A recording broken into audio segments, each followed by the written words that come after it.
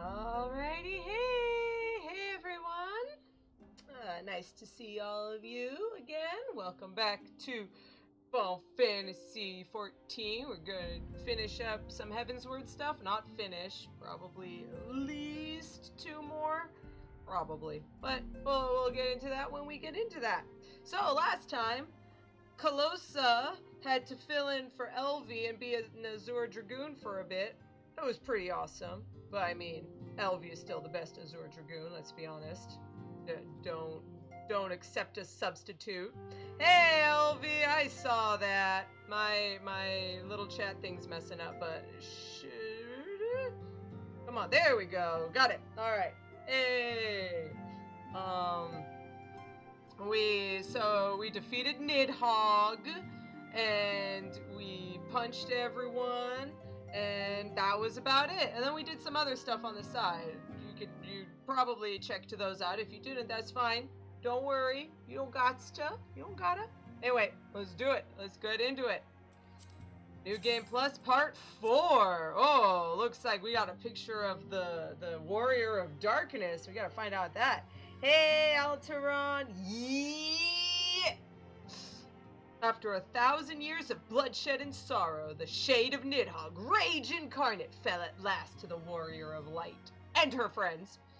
So it was that the Dragon's Song War drew to a close, and the survivors, bloodied but unbowed, could begin to pick up the pieces. A new day dawns in Ishgard, and her champions may rest easy, if only for a moment. For every ending marks a new beginning. Dun, dun, dun. Let's do it. Let's find out what this Warrior of Darkness is all about.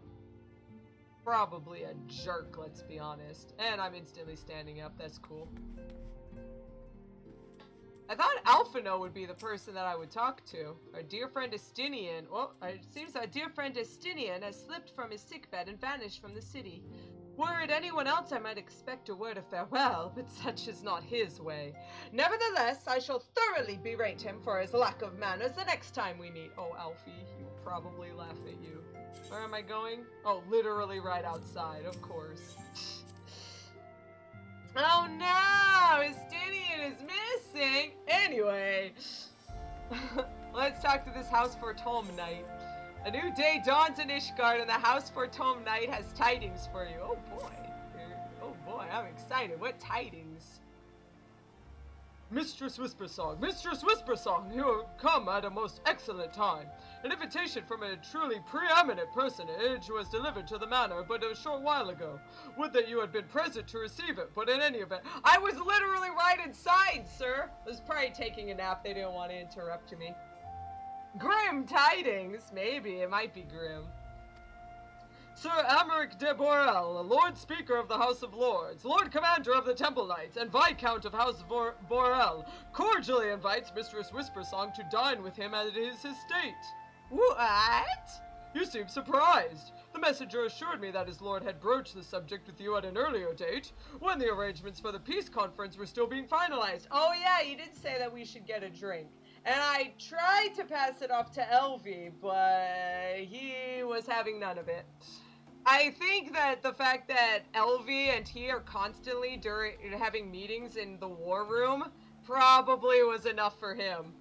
He probably assumed that that was enough, a meeting. Of course, the intervening moons afforded little opportunity for leisure. With the happy advent of peace, 'tis plain the Lord Commander sees no further cause to delay. What say you? I should be glad to accept. I would, but I haven't the foggiest what to wear. Any thoughts? What do you do when you talk to, like, a Viscount and stuff? You would ask me? Well, I am sure that as a personal friend of Sir Amaric, you are at liberty to wear whatever you deem appropriate. Perfect! Fat chocobo helmet! That said, when in doubt, a man of note could do far worse than an alpine coat. That's an item that you can get from another thing. But I have something else in mind. At least that is what Lord Amanalaine has been heard to say. I assume the same holds true for ladies. When you are ready, play a report to the Astrologicum. A man of House Boral shall be waiting near there to escort you the rest of the way. Have have a good dinner with my boyfriend. I'm sure that you guys have gone out before, as I said. Like, you guys are at the war room talking, and then he's like, let's have a drink afterwards. And you guys have a drink or something. I'm sure you guys have been hanging a lot. You're the Azure Dragoon. But I do have this thing, this Ishgardian gown. It looks really pretty. I dyed it so that it would fit my color scheme. Look at it. I spent 30,000 gold saucer points for this, so you guys better appreciate it. Oh, and I should probably remove my, there we go, my weapon. Alright, there we go. See? I look like one of the noble ladies. Yeah. Can't find a swimsuit for the beach? Alpine coat! Thanks, Alteran. To be fair, they live in Ishgard. There is no beach. A Manolane can say that stuff because there is no beach. Hey. Greetings and well met, Mistress Whispersong. I have the honor and the privilege to serve as head steward of House Boral, though admittedly our staff is somewhat smaller than those of other noble families, being countable on one hand. My lord will be overjoyed to hear that you have accepted his invitation. As you will see, we have spared no expense. I dare say a woman of action such as yourself enjoys nary a moment's respite. Aye, the battlefield beckons even now, I am sure. But for this day, we bid you lay down your burdens and raise a glass to peace and prosperity. Of course, I will, and I'll be sure to flash my wedding ring, my band at him to make sure that he knows. They do have hot springs here, that's true. We are talking. Time to eat this food. Nom nom nom nom. Oh man, look at that bread. I love bread. I love bread so much. I love buttering bread. To think the Moogles would prove such harsh taskmasters. Forgive me. I did not know you had suffered so in your quest for the Horde. It was terrible, Amaric. Stop laughing. Actually, it wasn't that bad. But then again, I could fly because I basically cheat. But anyway.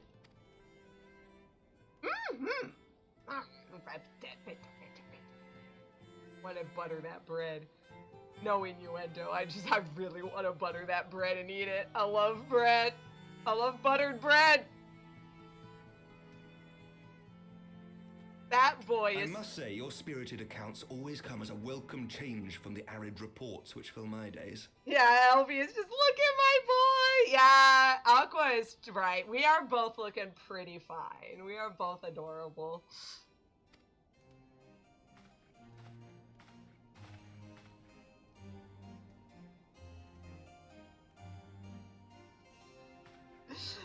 Now, oh yes, please. I would love some wine. Better. Wiping his mouth. Nice.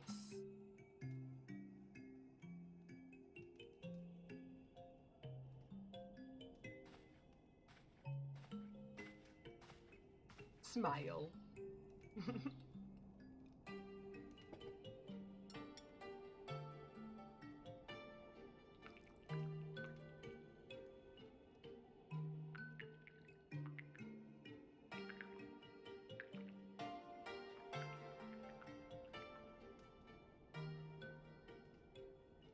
Though I have lived in these lands my entire life, to hear you speak of them, there is much and more I have yet to see.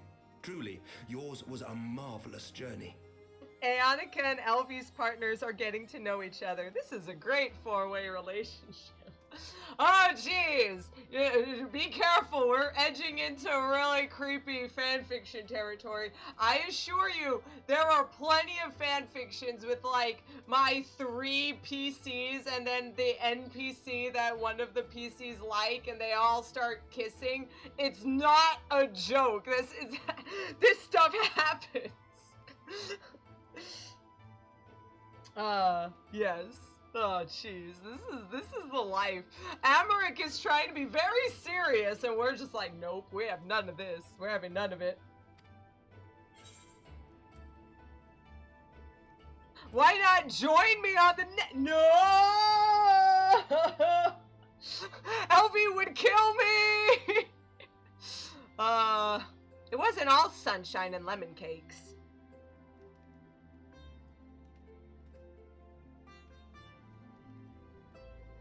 Nor would I presume to imply otherwise. Neither I nor any man alive can truly understand what you have endured, and I cannot say with any confidence that I would have acquitted myself as well under the circumstances, much less grown stronger for it. To be fair, Annika and Elvie have understood what I have endured, because they've been with me the entire way. We got Alex too. Alex Andrea is coming along for some of these adventures. They understand, but you don't. That's okay.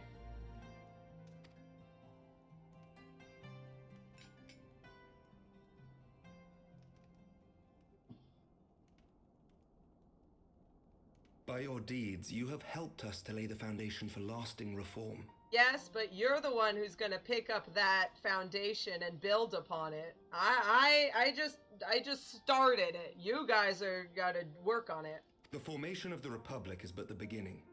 For it is not only our system of governance which must needs change.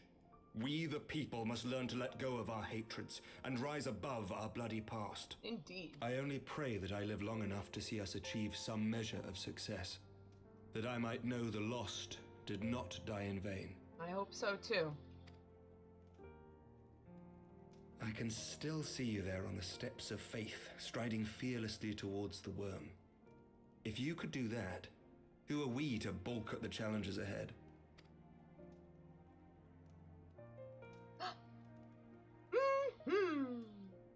The question of how best to strengthen ties with the other great nations of Eorzea has been debated at length in the Lords and Commons of late.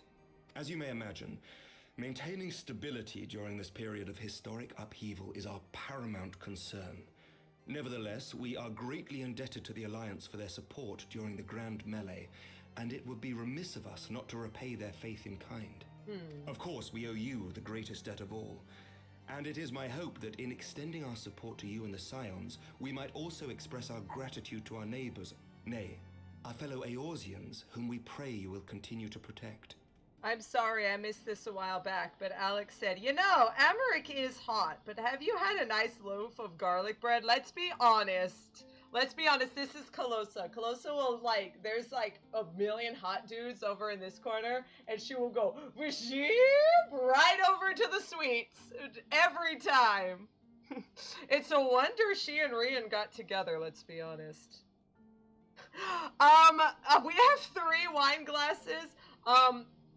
Possibly because we have had 3 different wines. You don't want to put, like, pour wine into, like, the same cup if it's if it's, like, different ones. Like, if you really want to, like, impress someone, you are going to pop open all of your wines and you're going to give it, yeah. This is that's how special this like, day is. The Lords and Commons agree on very little. But not a soul in either house begrudges your order this offer of patronage. For all you have done and will do, we thank you.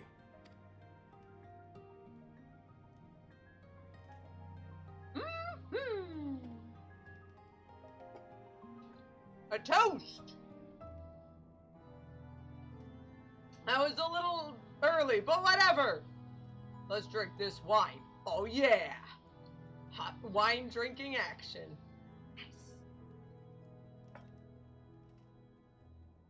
May I ask a personal question?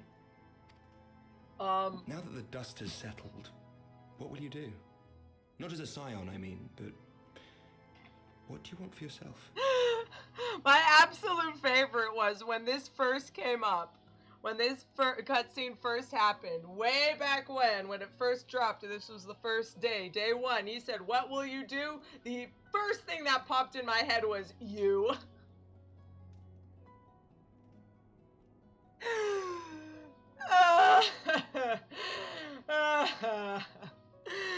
Oh boy.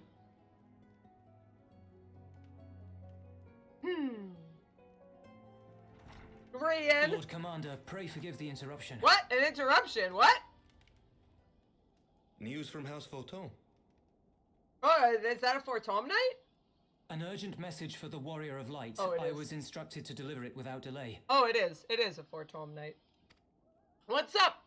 Master Thancred returned to the manor a short time ago, bearing an injured maiden. Master Leveilleur and Mistress Tataru are tending to her wounds, but they like not her chances. Wait, what? Respectfully, my lord, they have requested the Warrior of Light's immediate presence. Of course, I'll be happy to heal her. You must go to them, my friend, and I shall go with you. Mm-hmm.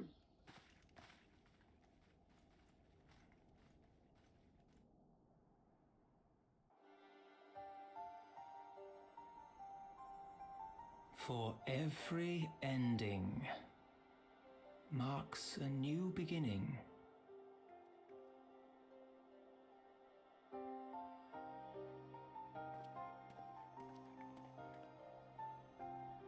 From tragedy and sacrifice, we rise to greet a new dawn, as did she.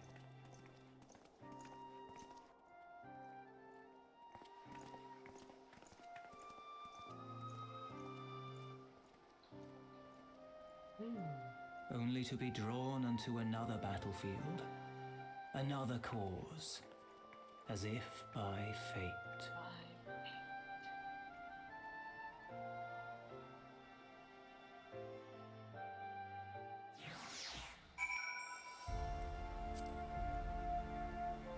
All right. Are you guys ready? This is the cutscene. I swear this cutscene has been changed in some way. I swear it has, but every time I talk about it, people are like, oh no, that didn't happen. Or like, I've tried finding videos of it, and I can't find the video of like the way I remember it. I don't know if it was changed very recently, or what. Or some, maybe I'm just crazy, but I'll talk about it. Here it comes, this cutscene.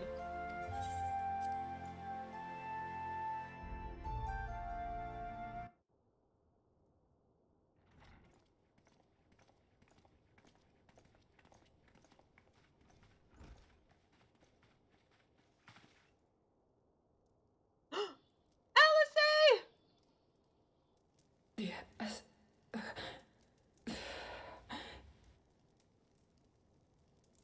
Is that... Yeah, it's Alisaie. I just said it. Alisaie, Alphinaud's twin sister. She ran afoul of the Warriors of Darkness. Oh, hey, both of your boyfriends are in the same room, Alvy. That's not a normal occurrence. I had been tracking them since the ceremony at Falcon's Nest. Little did I know I was not the only one. Evidently, she had learned of their activities and attempted to shadow them on her own. Poorly. She is not a rogue, let's be honest. I rescued her in the Twelveswood, and together we fled north. But though I made every effort to cover our tracks, they caught up with us on the Ishgardian border. And in the ensuing struggle, Alisaie took an arrow to the shoulder. It was only after we had made good our escape that I realized it was poisoned. Oh, don't worry, I got Asuna. Let me get rid of that.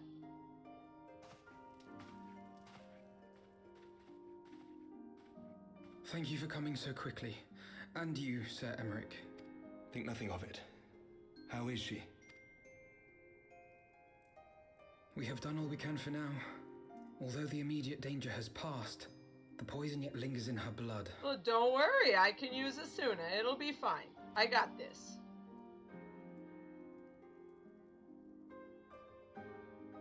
We came to Eorzea together, hoping to bring salvation to the realm our grandfather gave his life to protect. This is basically, if you haven't done the Binding Coils of Bahamut, it's like a way to like, hey, do you remember who Alisaie was? Because, if you didn't do Binding Coils of Bahamut, this is literally, she says, I don't like this Eorzea. I'm gonna leave. And she has not appeared until this moment, if you haven't done Bahamut. So, yeah. But when confronted with the bitter realities of its politics and its petty powermongers, she was driven to anger and to doubt.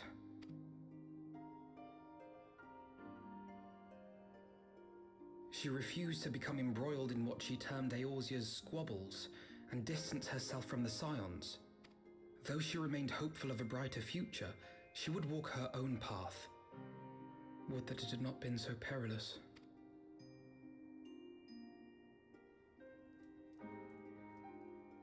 For all our differences, she is as dedicated as any Scion to the salvation of Eorzea. But more than that, she is my sister. Oh, Alfie! To be reunited with her, only to lose her forever. Gods, even to speak the words. There was one time I was thinking, like, what if I lost my sister, and, like, even the very thought of it just made me start sobbing. It was, and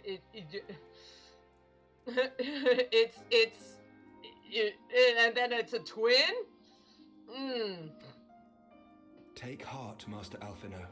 She will be attended by our most skilled Chirurgeons. I'm a Chirurgeon. I can heal it. I'm just saying. I can. No. Okay. Bear Mistress Leveilleur to the infirmary at once. Apprise Captain Whitecape of the situation, and inform him that she is to be treated as my personal charge. See, the part I remember, as I said, a lot of people said, oh no, this didn't happen, but what I clearly remember, because I did this day one, the very first thing, we ran in, I clearly remember, oh no, we need the Chirurgeons, and I was like, I'm a healer, I can do this, and I clearly 100% remember Y'shtola walking through the door saying, no need, it's okay, I'm here. And then everyone's like, oh, thank goodness Y'shtola's here. She can help the Alisaie for a little bit before we take her to the infirmary. And it made me so angry that they completely passed over a healer warrior of light to make sure that Y'shtola came in to be super cool and awesome. And this was the official point in which I said, no, I don't like Y'shtola. I'm like, I would have to ask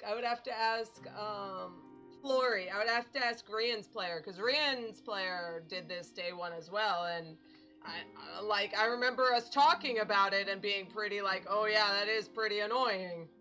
So, like, clearly she remembered it similarly, so, like, I don't know. Did it happen? Did they change it? I'm happy if they did, but I feel really gaslit right now. It's really annoying. Whatever, it's not a problem. Anyway.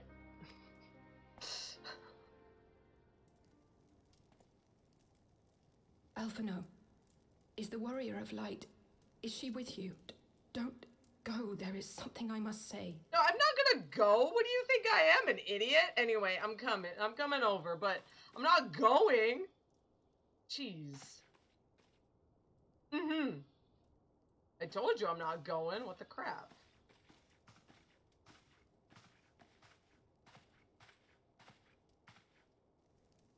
The Warriors of Darkness are in league with the Scions.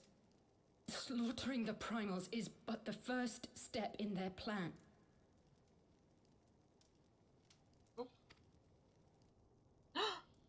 Oh, jeez. They make for Zelphatol to bring about Garuda's summoning and to kill her.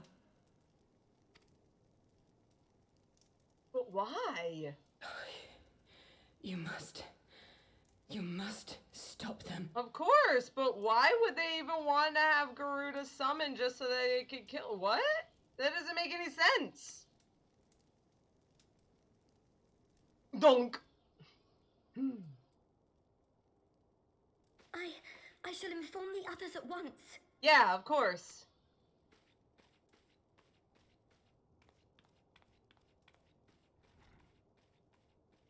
Master Thancred, I would ask that you accompany Mistress Leveilleur to the infirmary. Your knowledge of her injuries may well prove useful in determining her treatment. Of course.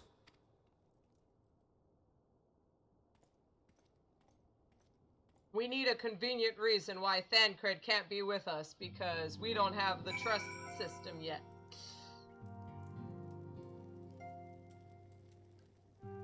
Oh, and she's gone. Why didn't you accompany her? Oh well. Surely they won't let her. Yes, I know. We must trust in Captain Whitecape and his chirurgeons. Did they not bring Estinian back from the very brink of death? I am uncomfortably reminded of how he mocked me for praying at his bedside for days on end. What say you, my friend? Shall we turn our attention to a matter whose conclusion we yet have the power to influence? Indeed. Let's talk to these guys, though, before they leave. Though I am not sure I grasp the full implications of her words, I know we dare not ignore them. Yeah, why are they doing Garuda? What? Warrior of Darkness? Zelphatal, what is this all about? I don't know.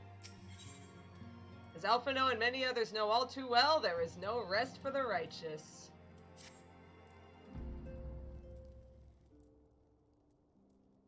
So the Warriors of Darkness and the Scions are conspiring to bring about Garuda's summoning, that they might put her to the sword. Then, when we first encountered them in Lost Astanath, when they were confronting Ravana, gods, has this been their aim all along? What do you intend to do, Master Alphino? There is much and more I do not understand, but I do know this. A primal summoning cannot be ignored. Alisaie risked her life to uncover this plot, and we squander her gift at our peril. Calosa, will you accompany me to Zelphatal and help me stop the Ixal's ritual? Leave it to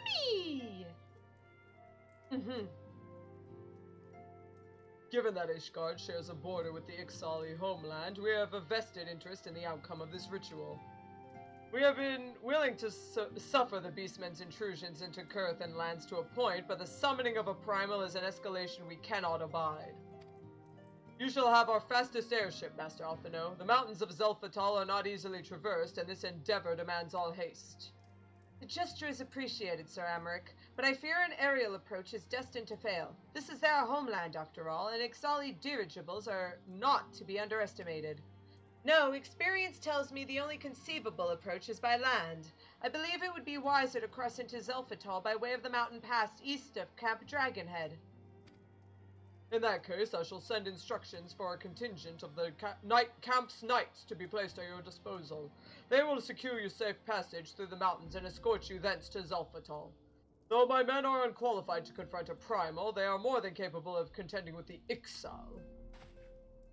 We should be glad of their assistance, Lord Edmund. Bow! In the event Mistress Alisaie regains consciousness, we will share with you any additional information she may provide. May the Fury watch over and keep you safe. Thanks. Then let us be off. We can procure any additional supplies we require in Camp Dragonhead.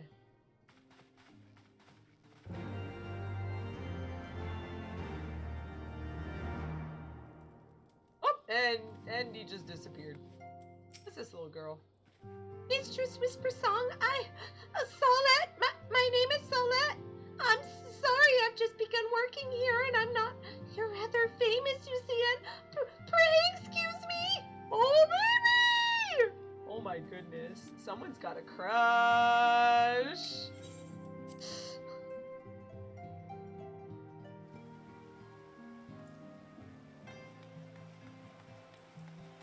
Oh my gosh, my chat thing didn't tell me that you guys were talking. Ripperoni. Let's see. While I teleport, let's read some of this stuff.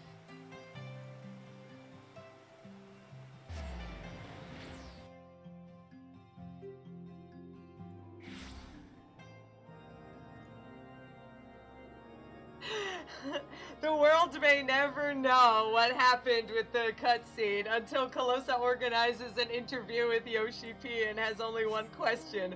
When did you get rid of Y'shtola? See, and here's the other thing, because I'm pretty sure that cutscene did have a backlash, because like a few months later they were like, okay, we're gonna start adding cutscenes in the next expansion that say, oh, you're a healer?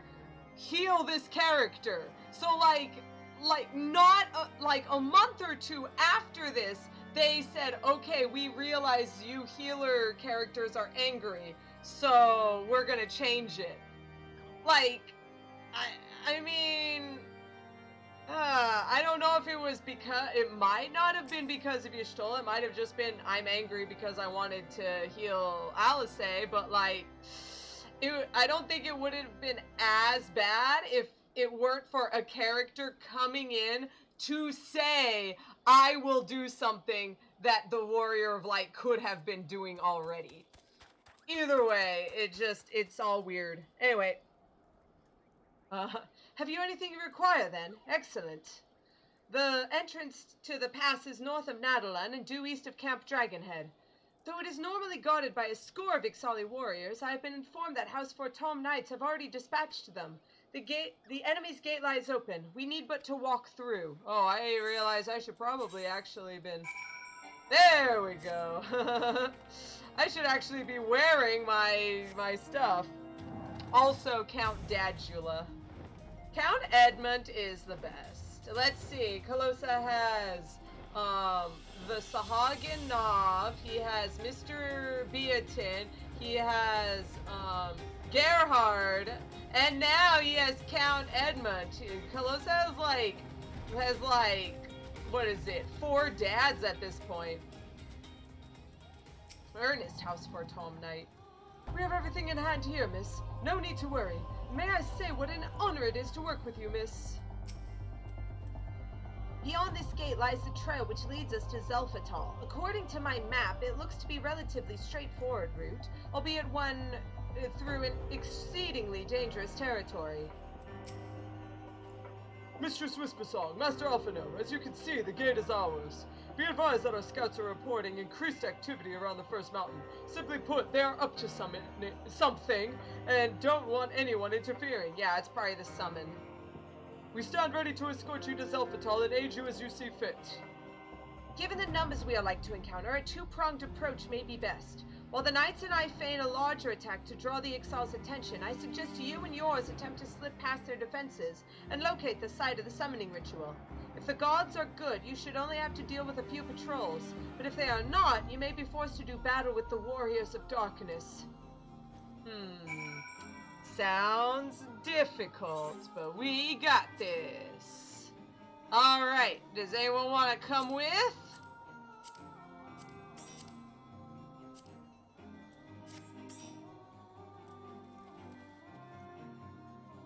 Oh, yeah, someone is crafting or mining.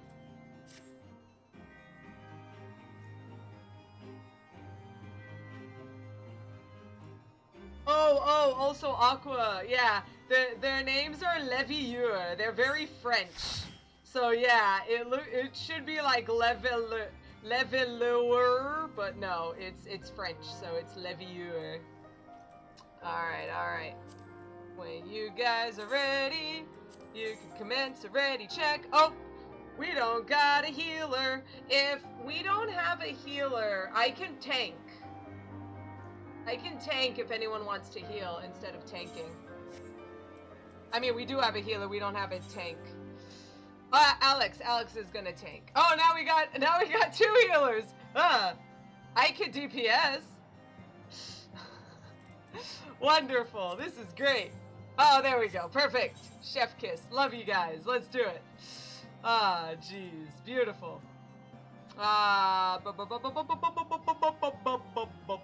We've got lots of stuff. Zelphatal, there it is. Forced to flee the Black Shroud for fear of the elementals and their boundless wrath, the Ixals settled the windswept mountains of Zelphatal more than 550 years ago. Since that day, they have labored tirelessly to eke out an existence in the harsh and unforgiving lands, slowly but surely expanding their dominion over the entire region.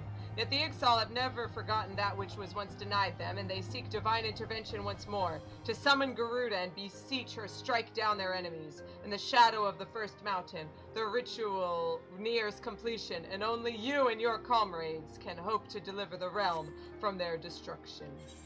And I need to stop the skip playback. There we go. Perfect. Let's do it.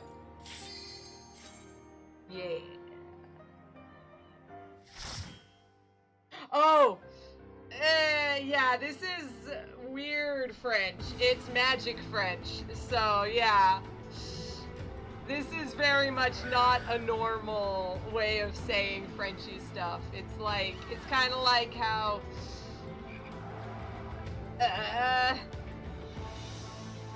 I guess it's kind of like Americans trying to sound French. That's probably my best guess. Or it's kind of like when we make names like Peter, but with a Y for literally no reason. All right, come on, Alex, let's go. Oh, Alex,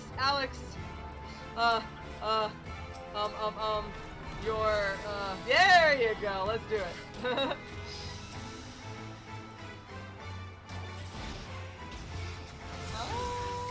We can keep going.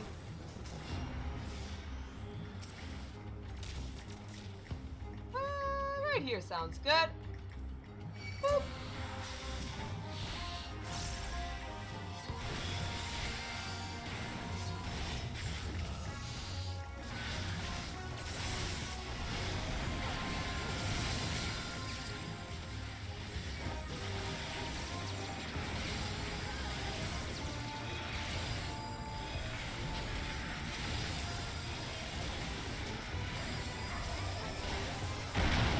Nice.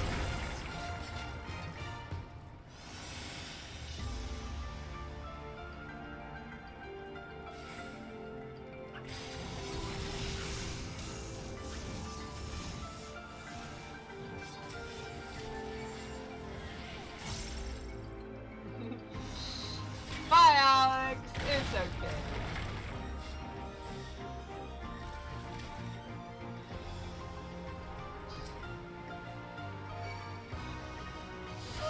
Yeah, right here.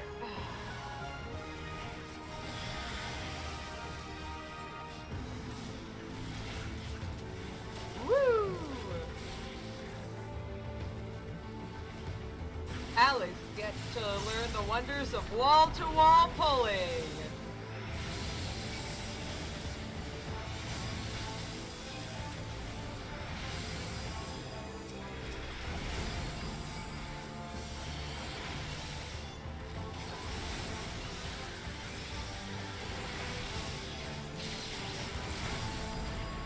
I just got crushed.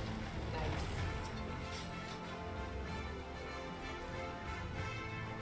Alright, first boss!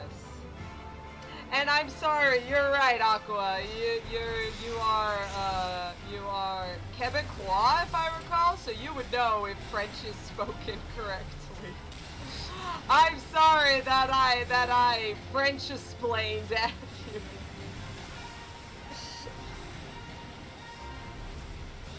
Oh my gosh, this guy is melting this poor tiny babe.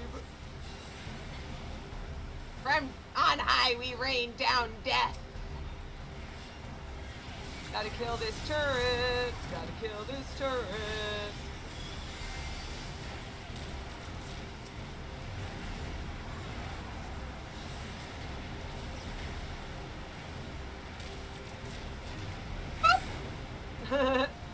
Squawk!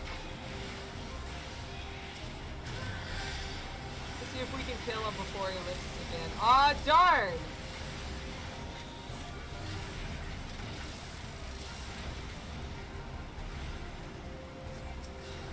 Whoa, no, bad. Come on, come on, come on! Oh, we're gonna make it! We're gonna make it! Nice! Fly free, we will.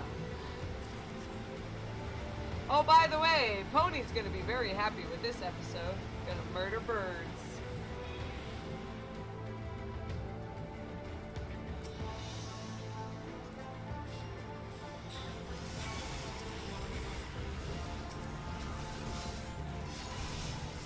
Gooby!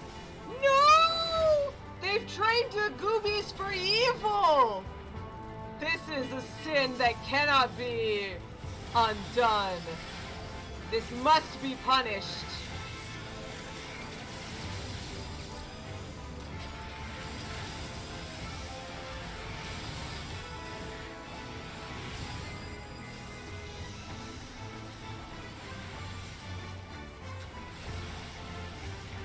Poor Gooby! The Gooby was just living its life and it got grown up to be evil!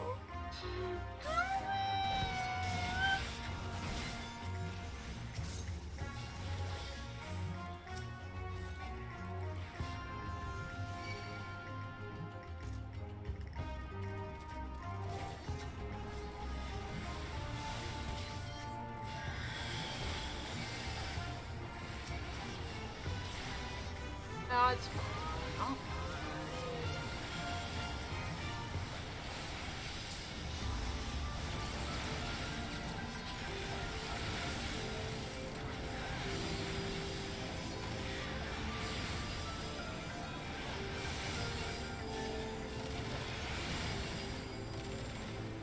treasure chest down there. I know that there's one here, but I don't think there's one down there.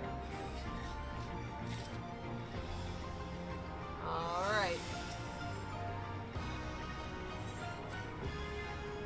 Yeah, Gooby! Oh, there's the other treasure chest. I knew that there were two. I love this elevator. It's one of the dual ones. See? There's the other one going down. That's so cool. And also the other best part of this entire dungeon. Here it comes. Here it comes. Piggies! Look at the baby piggies! Look at them, look at them! These little baby piggies! I love them so much! Baby piggies. Oh no, more evil goobies! Why?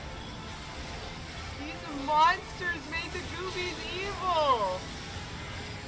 Their sins will not go unpunished.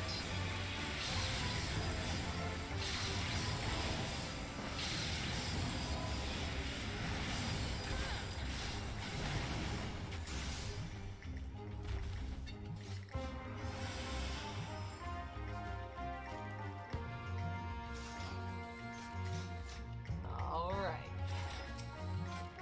Next boss. Doctoli Killock. Oh, also don't stand out there because he's gonna raise up the spikies. Yep! That's so scurry.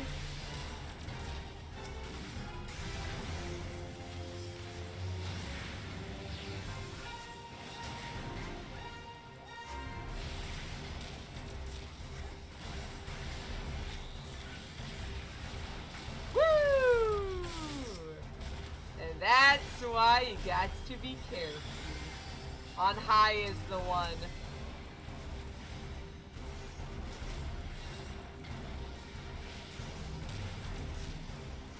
And that drops a little fart cloud. And you don't want it on top of your safety nets. Oh, Swift Feather, that he's gonna go fast and then do a, yep. Yep, that's okay. It took me a while to remember how to do that one. And if this is your first time tanking it, yeah, probably gonna happen. Whoop! Oh, on high. Get ready. Whee! Oh no, Elvie! Ah! Oh! Oh, that was a close one. It's okay, we're good. We're good. He's almost dead. close one.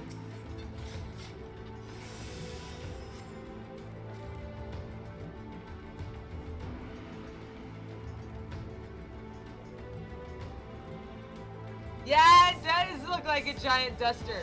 You can actually get one as a conjurer. It's very small though. It's not an actual like wind thingy, but like you can get one. It's the Garuda weapon for a conjurer. Kill the war balloon first. Kill the war balloon first.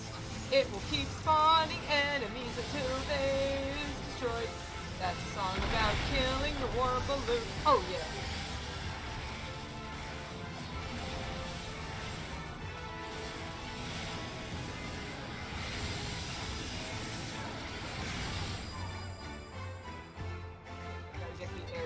So we can put it in the relic.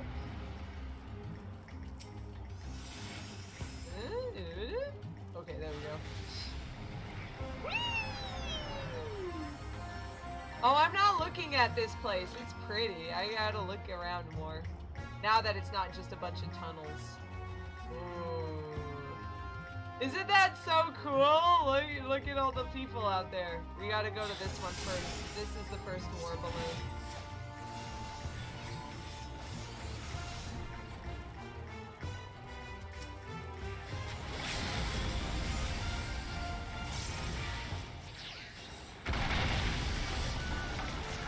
And then now here comes the second one over here.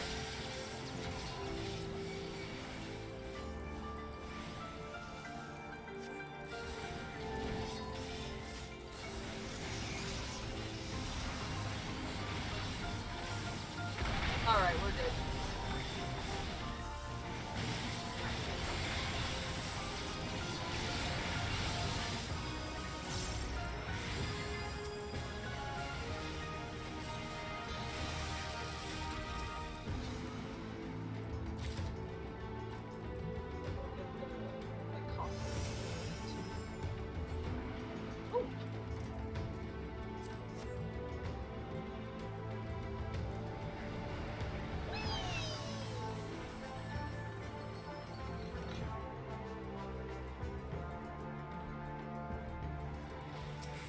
I gotcha.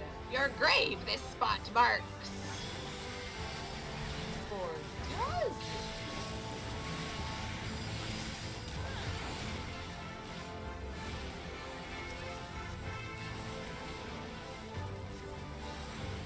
Oh, tornado. Hey, nice interrupt. Good job.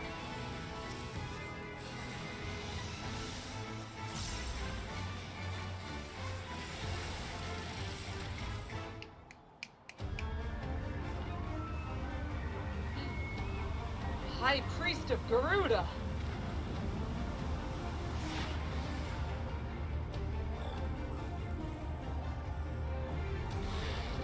Wow, the priests in this one are swole.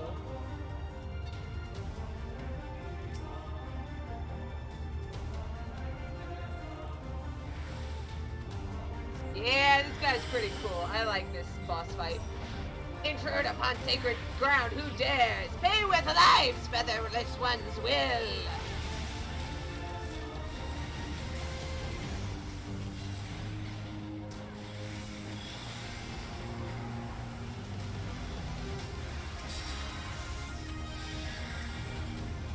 Okay, don't gotta move so much, as long as you're not touching. Social distance.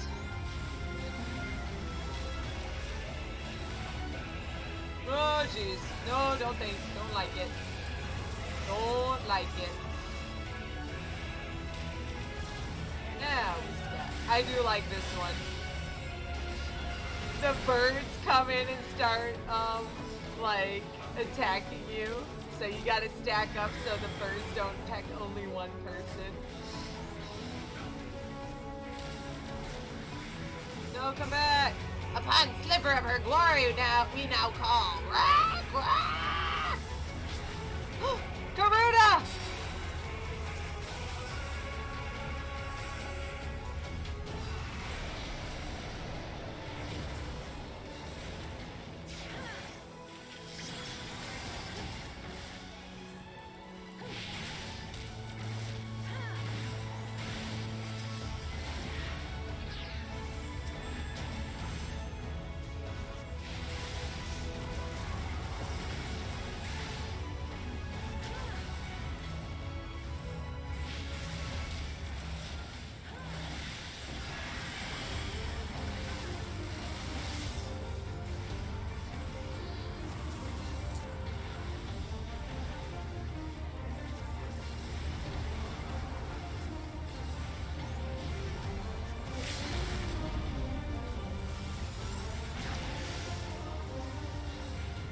wrath of mighty Garuda, reprieve there is not. Rack! O Lady of the Vortex, in your name, our lives we give. Ugh.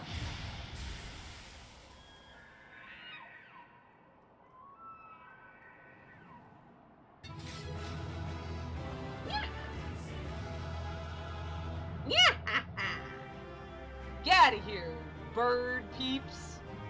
Stop trying to attack our home in Gridania. Whoop. Alright, let's head out. Yeah, that was a fun one. I like Zelphatal. It's one of my favorites in Heavensward. Thank the gods. What happened? I just murdered a high priest, you know, as you do.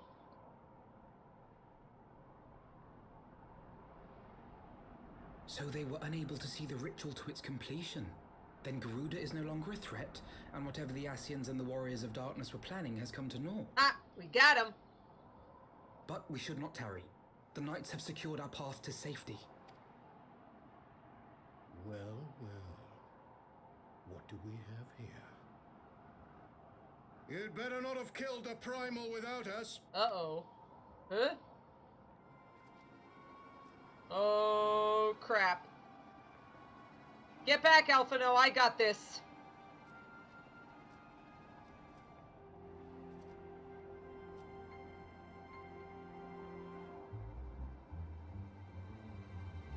You!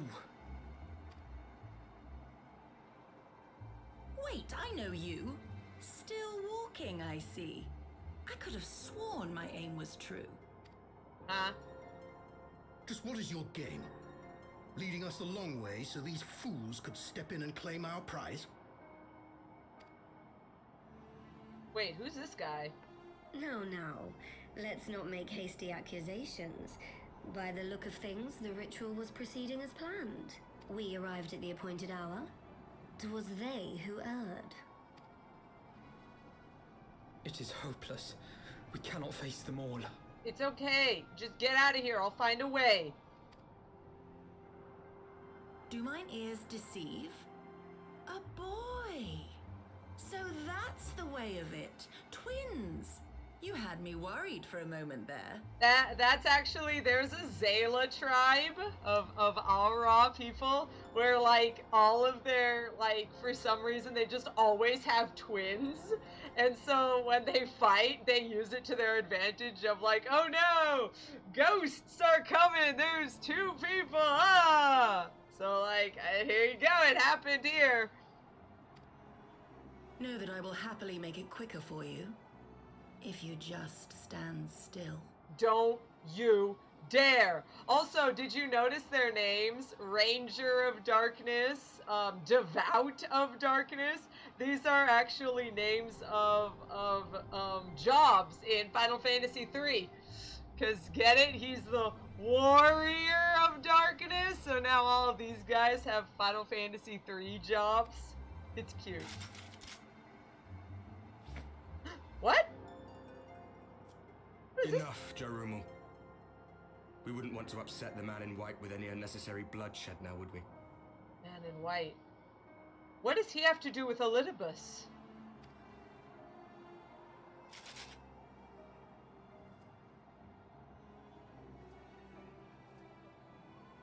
You've been awfully busy since we were kind enough to spare your lives.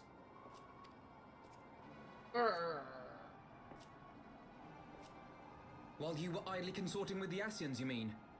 7 hells! What could you possibly hope to achieve?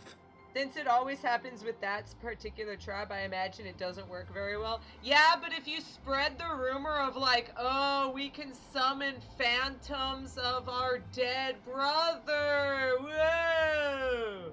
And like, maybe it'll be like, oh no, don't mess with those guys, they got like spirit stuff going on, and like, maybe it will avoid any bloodshed in like, just in general. So, who knows? Whatever, it's cute. It's a cute little flavor text.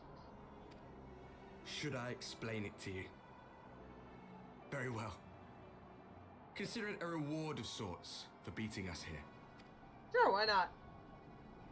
You know the tale of Hydaelyn and Zodiac, I take it? Of the Great Sundering and the reflections it created? Yeah, there's like 13 planets or something, which would have been cool if it was 14, because then it would be like, this is Final Fantasy 14, this is the 14th one, get it, lol. But, oh well, what, I didn't write it, so whatever. Across 10 and 3 they were divided. Reflections of the source, each possessed of shards of light and dark. Oh, it might have been 13 reflections and the source, maybe. That was probably it. Oh, well, so there you go, 14. 13 and the source. So there you go, we're the 14th. Ah, okay. Da-da-da-da-da-da. Yeah, it's a joke. It's a reference. Just so. One of those reflections, the one nearest to the source, is our home. And we were the heroes blessed with her light. Wait, you guys are from another planet? But not all worlds hold light and dark in equal measure. In ours, the power of light was greater by far. So the Scions, who once threatened our home, were no match. And they fell before us, one after another, till none were left. Victory, we thought. Yeah, that's cool. Sounds great. I don't see what the problem here is. And then came the light. A flood of pure, blinding radiance, annihilating shadow and color and life itself. Ere long, it will consume our world, leaving naught in its wake but blank perfection. The entire planet is just going to die from a flood of light? That cannot be. Do you honestly expect us to believe such a story? Final Fantasy 3. Yay! Why do you think their jobs are named after Final Fantasy 3 jobs? Whoop whoop! Believe what you like. But it has happened before, on a world far removed from ours. The 13th, which was swallowed by the dark and transformed into what you call the Void. Yeah, we met with Ulunkalai, and he talked about that. So, hey, we can't avoid it now. That's true. The 13th was the farthest away from Hydaelyn, so he was the one that got hit with all of the power, or that got hit with darkness because it was too powerful. And the first is right next to the source, so it's like shining on all of Hydaelyn. Although I guess the source is just so neutral in it that it doesn't just, even though it's like right next to Hydaelyn, it doesn't explode. I don't know. I don't get it. Whatever. Unchallenged light would condemn us to a similar fate. And so we joined hands with our former enemies, and with their aid came here, to the source. We are the source. For there is but one way to restore the balance and save our home. The Ardor. Calamitous destruction with the power to break down the barriers between planes and see our worlds rejoined. So you're gonna make another Calamity? Like the one that Bahamut did? You would doom our world to save your own? What would even become of us? Of you? Enough. I tire of talking. You know what? I tire of talking too. I'm gonna beat you silly. You know our cause. You know what is at stake. We are prepared to do whatever it takes. Are you? Yeah, I'm ready. Let's throw down. The wind! I just fought a thing with wind. What? Why are you running? We could have just murdered. You could have murdered. Whatever. If there is aught you would say, say it. Otherwise, be gone. You have no friends here. Yeah, get out of here, you stupid Ellison. What the crap? Yeah, that's what I thought. Heh.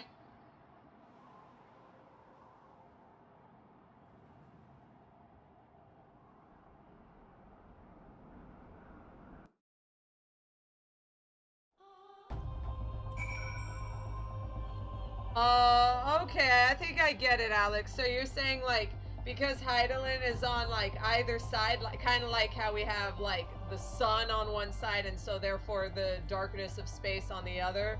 So, like, we have the balance that the others don't have because the worlds are kind of in not, like, the worlds are kind of revolving around the source rather than the Hydaelyn, the sun, I guess. Oh well. Who knows? I don't get it. They might bring it up. All things considered, we should be grateful to have survived that encounter. Yeah, why did they just... Well, I guess they did say that the man in white didn't want to kill them. So, whatever. It doesn't matter. Do you think it could be true that to save their world they must bring ruin to ours? No. No, it matters not. Such wanton destruction is beyond justification. Whatever their reasons, they must be stopped. The sacrifice, the loss, it ends here. Nothing more than to get out of the snow. Oh, come on. Forgive me, this is neither the time nor the place for idle introspection. The knights can apprise Lord Enmont of our success, and we the Lord Commander. More importantly, I should like to see if my sister's condition has improved. You may take a moment for yourself if you wish. I will be at the congregation. Oh, no, I'll go. I want to see Alisaie too. It's been a while. Woo!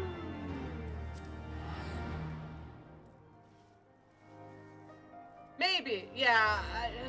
I don't see. The problem is that some of the stuff that's like revealed, like I don't know when I say that. Like 95% of it's already revealed in this Encyclopedia Eorzea, and like, am I gonna spend like $50 on it when I really don't care that much? I don't care that much to worry about it. And it doesn't seem to be all that important because otherwise people would be talking about it in the other forums I frequent. There you are. Shall we make our report? Indeed. Let's do it.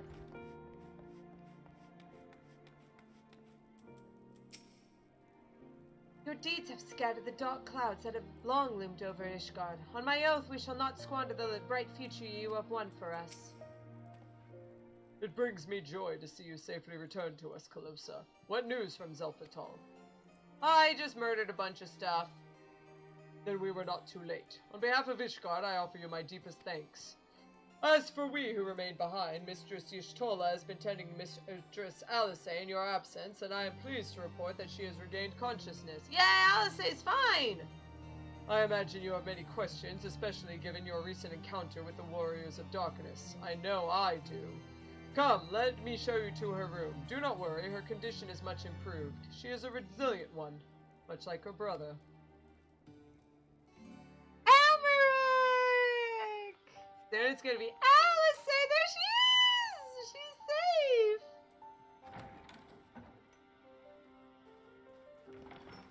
safe! Alisaie, how are you feeling? Well enough, brother. Thanks to the kindness of our hosts. When they told me you had departed for Zelphatal, I found that I could rest. The outcome seemed a mere formality, as did your safe return. Thank you, my friend. Yeah, no worries. I take it your mission was a success. It was. We punched everyone and made sure Garuda wasn't summoned. That's what I did. Yeah, I punched a high priest. As if we needed any further confirmation that they are in league with the Scions. Oh yeah, I also talked about the Warriors of Darkness.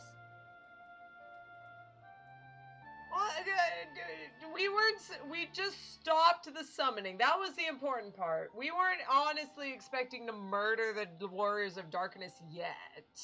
But to save another world? I think not. Yeah, it sounds a little sus, if you know what I mean. I too thought his story fanciful at first.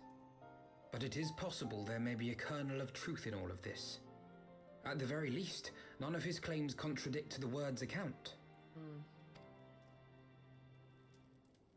You were following these people, Alisaie. Why? During my travels, I had oft enjoyed tales of the Scions and their exploits. But after a time, I began to hear whispers of a gifted and theretofore unknown band of adventurers. Yeah, we heard about them too. That's why we were surprised they even appeared out of nowhere. Like they came from another world.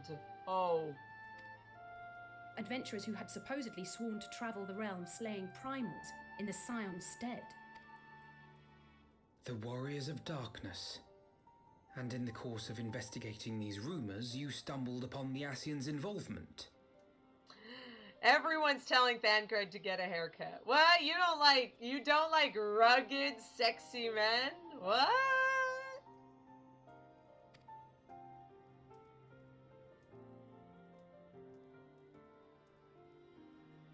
Yes, exactly.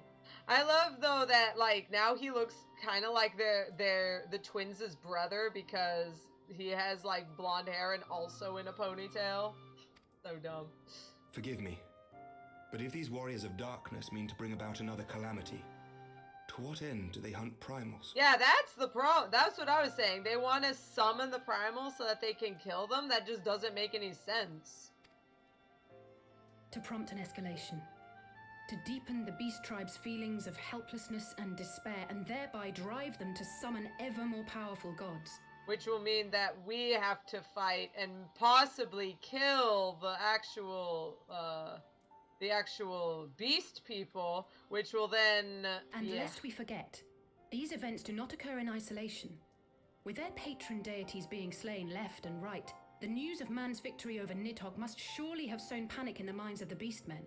'Tis no wonder they wish to defend themselves. Yeah.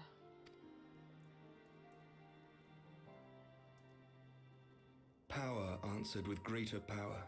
Death with more death. A vicious cycle fueled by fear and hatred. I know it's like all too well. Indeed. The Ascians sow discord and desperation, and the Warriors of Darkness reap the harvest.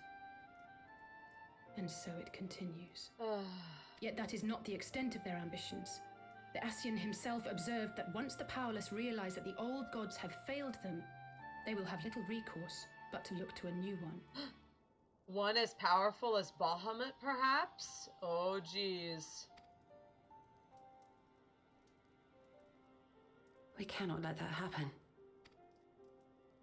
It should come as no surprise, but Alisaie and I have uncovered evidence that the Ascians have been manipulating certain parties to ensure that a constant stream of crystals flows into the hands of the beast tribes. Jesus! You guys have no idea what I'm talking about. Oh well, whatever. If we sever these supply lines, we should at least be able to slow the escalation. Yeah, we need to stop letting beastmen have a zillion crystals so they can keep summoning these primals. Agreed. Kral and I shall journey to Zelphatol and learn what we can of the Ixal's source. The sauce? Then I, for my part, pledge to lead a similar investigation into the origin of the Nath supply. Sounds like a plan. Sir Emmerich?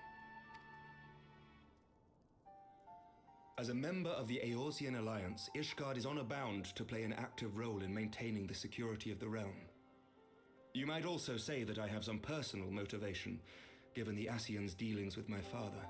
Just make sure that the House of Lords doesn't get angry that you're just, like, using it for, like, generic other things. Although I guess, hey, the Nath could summon a god that would start tearing up a lot of, like, our fringe areas. Yeah, I can see how that might want them to start stopping that. However, I make no secret of the fact that my knowledge of primal beings is scant at best. As such, I should be most grateful if one of your order were to assist me. Allow me, Sir Emmerich. I have dealt with the Nath before. You have.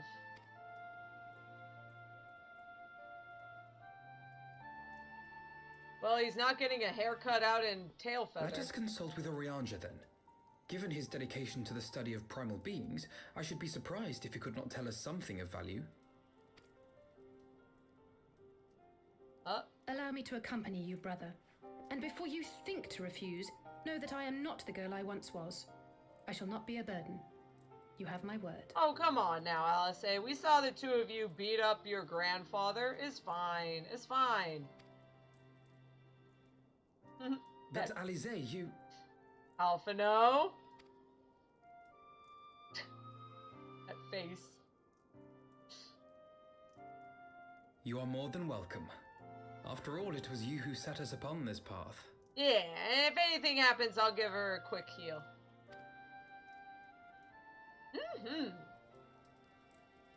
Wait a minute. I'm afraid I can't allow you to leave just yet. Not until you try on the new outfit I prepared for you. Yay! It's time!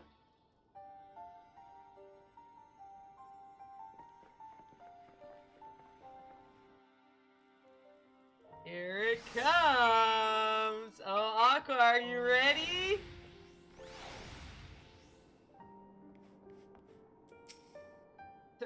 The maid bunny girl, get out of here.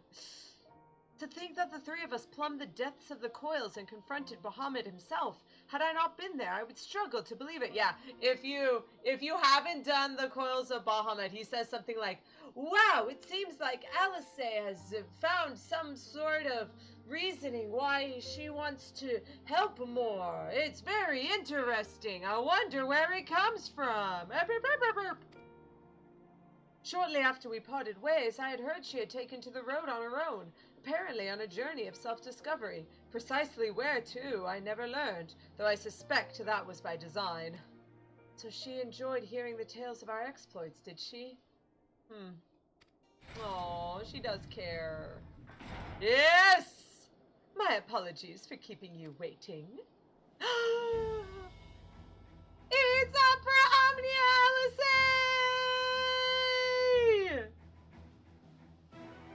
Yeah! Right then, shall we be off? Tataru never ceases to impress, though for a moment I fear she might furnish you with an identical outfit. Praise the 12, she did not! Mother and father were rather too fond of making us wear matching clothes. Mother did that with my sister and I. People got angry at her for it, but like she said it was basically in order to make sure that when one of us inevitably ran off, because of course we did, she could grab the other, point to the police officer and say, "She looks like this." We weren't twins, but there were many people who assumed it, even when we were not wearing the same outfit. Yeah. Alfie, you were being a little shit back then. That's why she left. Oh, snap! Let's be honest, Alfie is always a little shit, but that's why we love him. Do you remember that time at the studium when that girl of yours crept up behind me in the hall and whispered, "Sister, please! She was not my... Can we not have this conversation in front of the Warrior of Light?" So be it. Another time, perhaps. To be honest, Calosa, I wasn't planning on seeking you out just yet. When I set forth on my journey, I did so with grand ambitions. As you may recall, I promised I would not disappoint you. Oh my goodness. Please don't say that. In public. Okay, fine, you can say it in public, but it wasn't like that. You know it wasn't. I pray you will forgive me if I do. Please, you won't. You're adorable. You've already made it. A pleasure to have you with us. I've been meaning to ask about the carriage. Way back when we were running away from Ul'dah, it was Alisaie who mentioned to the carriage riders to swoop around and pick us up. Ah, yes, the carriage that so fortuitously arrived to spirit us away from Ul'dah after the banquet. The driver informed me that I had my sister to thank for his presence in Ul'dah. How did you know to send help? Oh, drunken brass blades are even less discreet than sober ones. Fortunately, by the time I learned of the plot, Unfortunately, by the time I learned of the plot, it was too late to do anything more. Frankly, I'm still amazed Bremont managed to find you. New garments aside, I must say that you seem different. more resolute than when we last met. You have the look of a woman who is ready to fight for the future of Eorzea. To the extent of my abilities, perhaps, but I have no delusions of grandeur, nor will I pretend to have found myself or any such thing. I'm here today because I would regret it if I weren't. That is all. Fair enough. Let us depart for the Waking Sands, then, and see if Urianger can be of assistance. Mm-hmm. Always embarrass Alfie. What was it? ABDA. Always be dunking on Alfie. Yeah. Always dunk on Alfie. If there's ever a point in your entire life where you can dunk on Alfie, it is a thing that you should be doing. That's just how it works.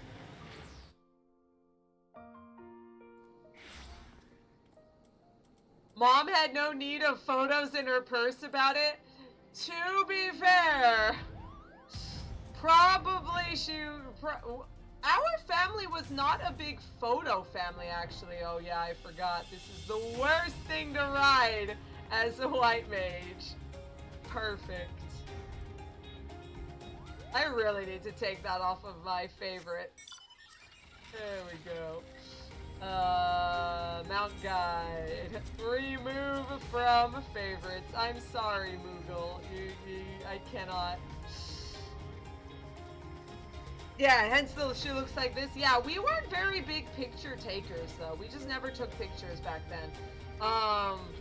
I mean, I suppose it's a little easier nowadays, but, like, number one, like, I'm pretty sure, like, all of us have some form of ADD, and we would have just, we had so many, like, of those, like, picture things that you could take pictures, and you would have to develop the film, right? We would have all of these cameras lying around, and we would never develop the film. We just never had pictures. Just never. So, no, we didn't have pictures in our wallets.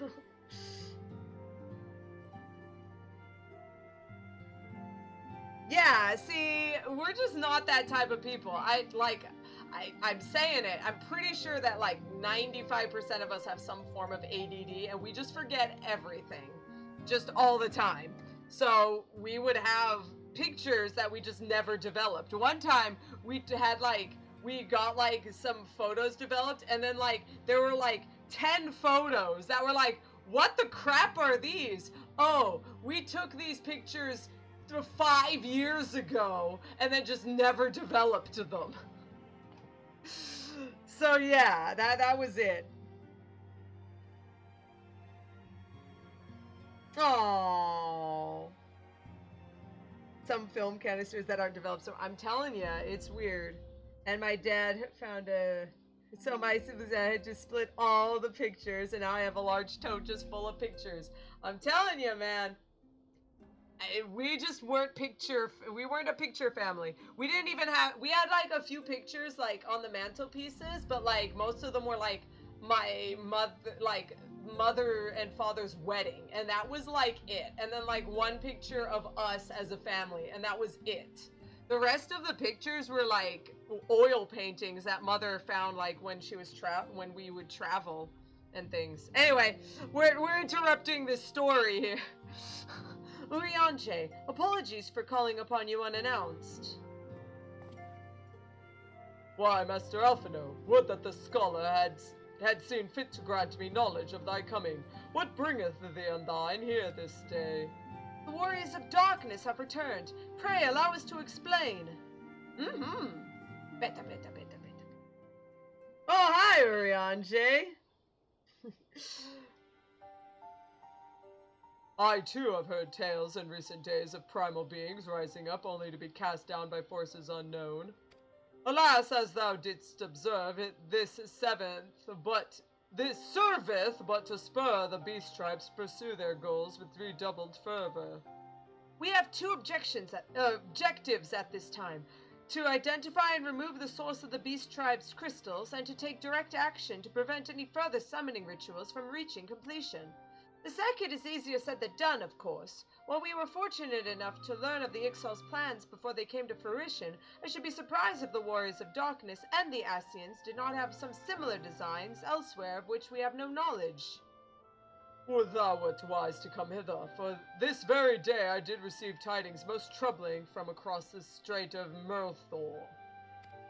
Umgomerer stirreth, and there are whispers that the Lord of Crags neareth his return. Mere rumours, mark thou, but in light of thine own discoveries, thou canst ill afford to turn a deaf ear to their claims. Aye, we must ascertain the truth of the matter for ourselves. Let us consult with the Maelstrom forces stationed at Camp Overlook, Calosa. Thank you for your counsel, Urianger. Pray inform us should you learn aught else. I shall. What? Now, Calosa doesn't know this, but we know that Urianger has been working with Elidibus and reading forbidden tomes and stuff, and Alisaie saw him. So this is why she wanted to come. If I may, brother, Urianger, is there anything else you would like to say? Alisaie? If not, then never mind. I only ask because you are normally rather more verbose. Nothing to add? Very well. Ere we depart, I wish to make a request. The Warriors of Darkness spoke of how the Ardor had proven to break down the barriers between planes, that our worlds might be rejoined. I would ask that you research this for us. Being nowhere near as well-read as you, I'm sure I wouldn't know where to begin. That said, I've heard tell of a promising tome, the Garen Oracles. Mayhap you could start there. She was the one she saw him reading that book. By thy leave.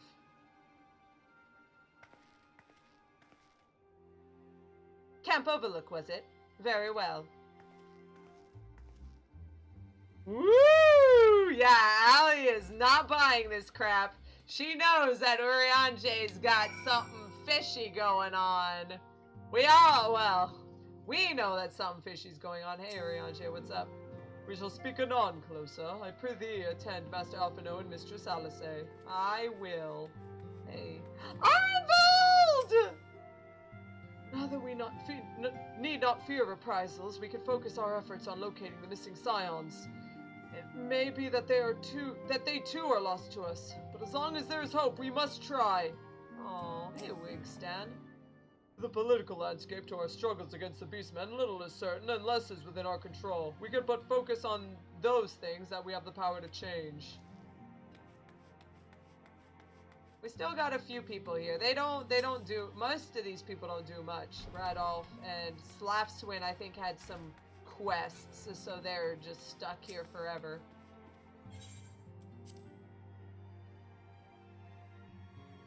But the Rising Stones tends to be a lot more lively. That's the one that changes. Actually, speaking of, let's minion roulette. Not speaking of, but I'm trying to... Wow! Wow! Straight from one to the other. Okay. Why are these guys just all in shepherd slops? Oh, because they just finished... Oh, those were 3 friends playing together! Oh my goodness! The 3 of them made characters together and are doing this story together. That's so sweet! Oh my goodness! I love it! Help, I'm dying. It's so sweet. Back to Overlook. Oh, I love seeing people just have fun with this game.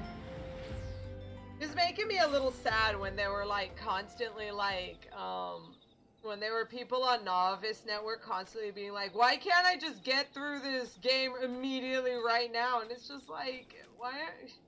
I know you're probably playing it by yourself and it's not as fun without other people, but that's why you play an MMO with friends. This had better be the sulfur. Alphino, did you let a big one? Come, let us speak with Commander Blowdin and see if there is any truth to these rumors concerning Titan's return. Yo, Blowdin. 7 L's at this rate, I'll have to appeal to Maelstrom Command for reinforcements. Huh?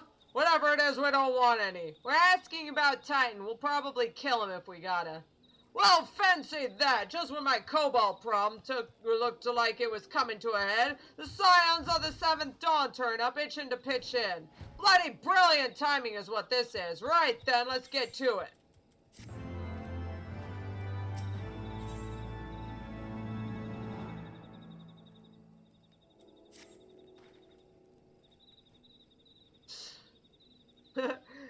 Alex, they all found out about the free trial that includes Heavenwards and goes to level 60. Excuse you, it's the award-winning expansion, Heavensward. I stand corrected.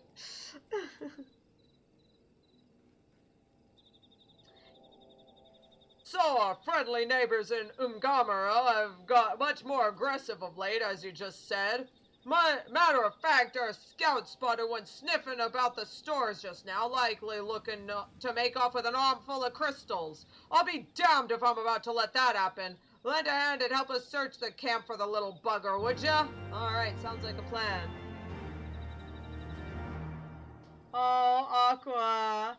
Weird, I'm mostly on my own and I'm having a blast. I'm happy that you're enjoying the game. I really do think that it can be fun, even as a single player enjoyment.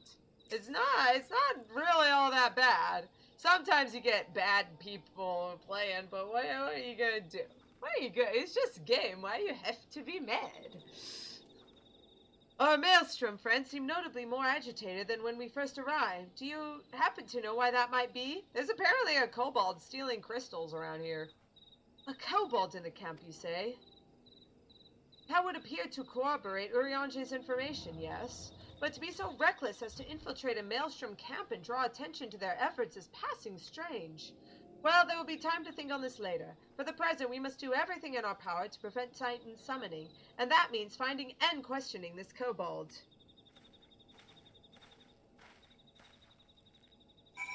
So I gotta find this kobold.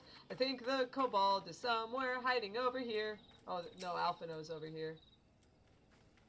Surely all this commotion cannot have escaped the kobold's notice. If he has any sense, he will attempt to quit this place, will he not?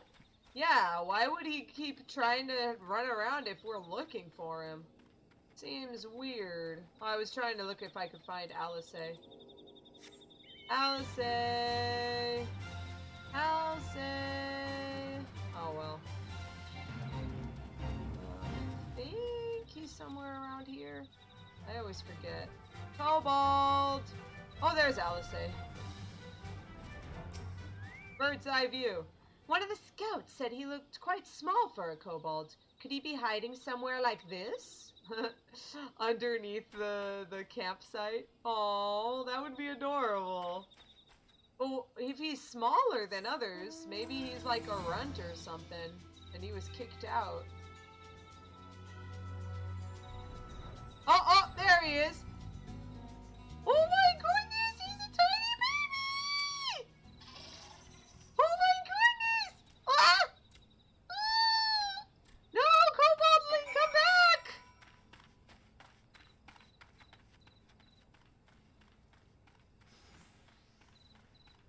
Now I think he's over this way. I think he's under the thing here, if I recall. No? I always forget this part. Oh, there he is! I knew it! He was! Tiny baby! Oh my goodness! It's okay. It's okay. I'm friends with the kobolds. Stay back! Far away! Far back! I'm nada. Guys, no use! Pointless! Hopeless! No use! No, Koboldling! It's okay! Baby! My tiny child! No! I need to hug him! No, he's not here. There he is. That's why I thought I remembered him over here. Please, don't hurt me.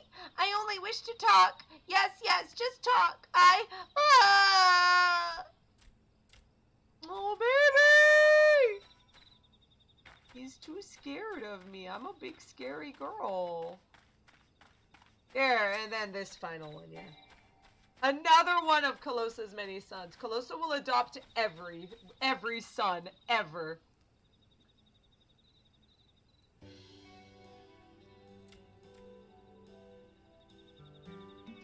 You reached the Sylph part? That is like, I would say about 10-15% of a Realm Reborn.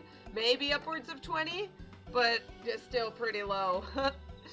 This was a stupid plan. Stupid, stupid, stupid. But if I tell no one, then everyone will... Hey, little one. Guys, she found me again. What to do, what to do, what to do? I come in peace, only to talk. Speak, say, talk. So please, please do not hurt me. So this is where our wily kobold infiltrator, is it? No wonder the soldiers were on edge. He could very well give one a bruised knee. Huzzah! We've got him! Fine work, Scions! So, little one, thought you could sneak into my camp, did you? Plotting to steal my crystals, were you? No, I came to talk, just to ask for help. But when your soldiers saw me, they drew their weapons and shouted, and I...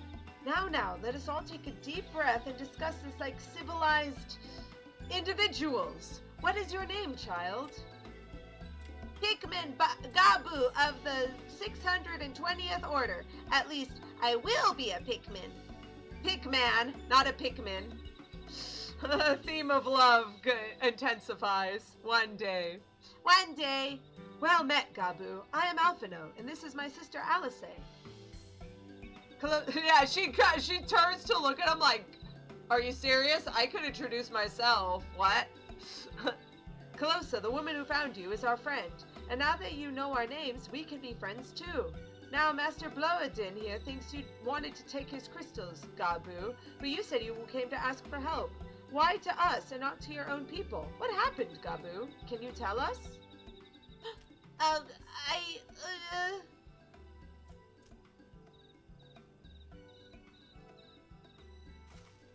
Here she comes. Here comes Alisaie. No one is going to hurt you, all right? Not while we're here. I promise.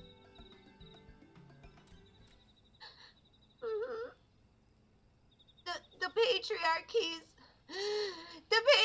gonna summon the Great Father again, and you have to stop him. Beat him, fight him, stop him. Huh? Gabu's parents said they didn't want it, along with many others, but the patriarch wouldn't listen. He was so angry, raging, fuming, angry. He said that if they didn't have iron in their hearts, they would serve as coke for the furnace. And then the guards took my parents and the others away, and I haven't seen any of them since. Coke for the furnace? I do not want to believe it, but I've heard tales of foci fashioned from the bones of beastmen, which worshippers use in their rituals, hoping to summon more powerful incarnations of their gods. By the 12, this is sickening. No one listens to Gabu, no matter how much he cries, pleads, begs, cries. They do not listen, only talk about punishing the overdwellers and praising the Great Father. Gabu loves the Great Father, but he loves his parents too. So please help Gabu stop the Patriarch and save his parents.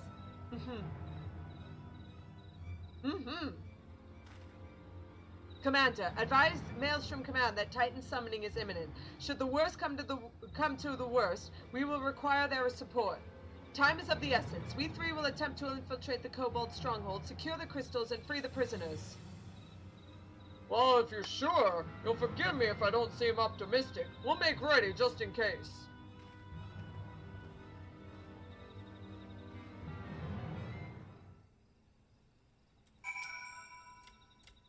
I tried talking to the others, but they wouldn't listen. So even though I was afraid, I came here. Do you know that there are collectors who would pay a fortune for beastmen ritual artifacts? It is perverse. I have faith that we may yet stop the ritual. We would surely have detected the associated etheric disturbance had Titan manifested already. But I cannot speak for the prisoners, 12 have mercy, that they would even contemplate sacrificing their own flesh and blood, brothers and sisters, mothers and fathers. Time is of the essence. We must see what else Gabu knows and formulate a plan without further delay. And let me check. I'll be right there. Sorry, Gabu, just a sec. If I recall, yeah, the 789th is the lowest, and this kid was the 620th. So he's pretty low on the food chain. He's pretty low in the pecking order. So that's another. Stop the patriarchy! Stop the patriarch! Nice one, Alteron. I heard Great Father Titan loves crystals, cherishes, covets, loves them, and if we gather enough, he will return. That is why the Patriarch told everyone to go forth and gather them. So I was thinking, if we take all the crystals away, maybe the Great Father won't come. Very good, Gabu. I was just thinking the same thing. Do you know where the crystals are stored? I know. Several spots, each defended by a different order. Gabu wanted to steal them, but he is too afraid to go alone. Yes, too afraid to go alone. But together we can take them away and hide them. Come. Gabu will lead you to the first cache. Wow, little kid knows the word cache.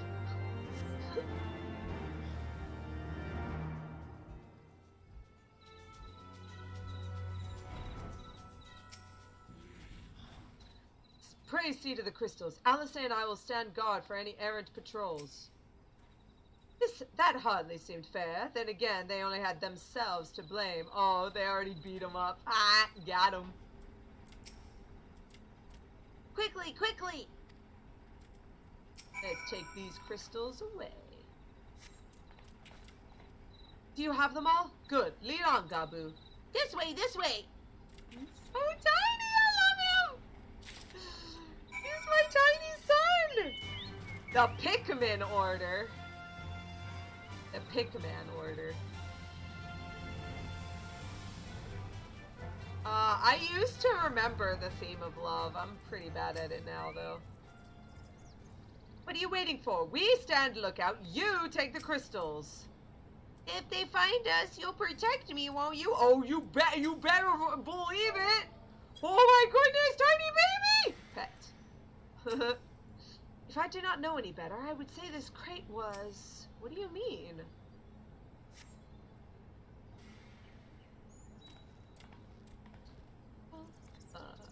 Time is short. If you have the crystals, we should move on to the next cache. Did you hear me, brother? Brother? It's just that... Aye, it's just that... I'm quite certain that crate once bore guardian seals. Someone took great pains to remove all traces, but enough remains to make out the pattern. See for yourself. I struggle to imagine kobolds traveling to Kurthis to obtain crystals, much less bothering to conceal their origins. I suspect these crystals were smuggled into Vilbren by another party, most likely a pawn of the Scions, as Thancred speculated. I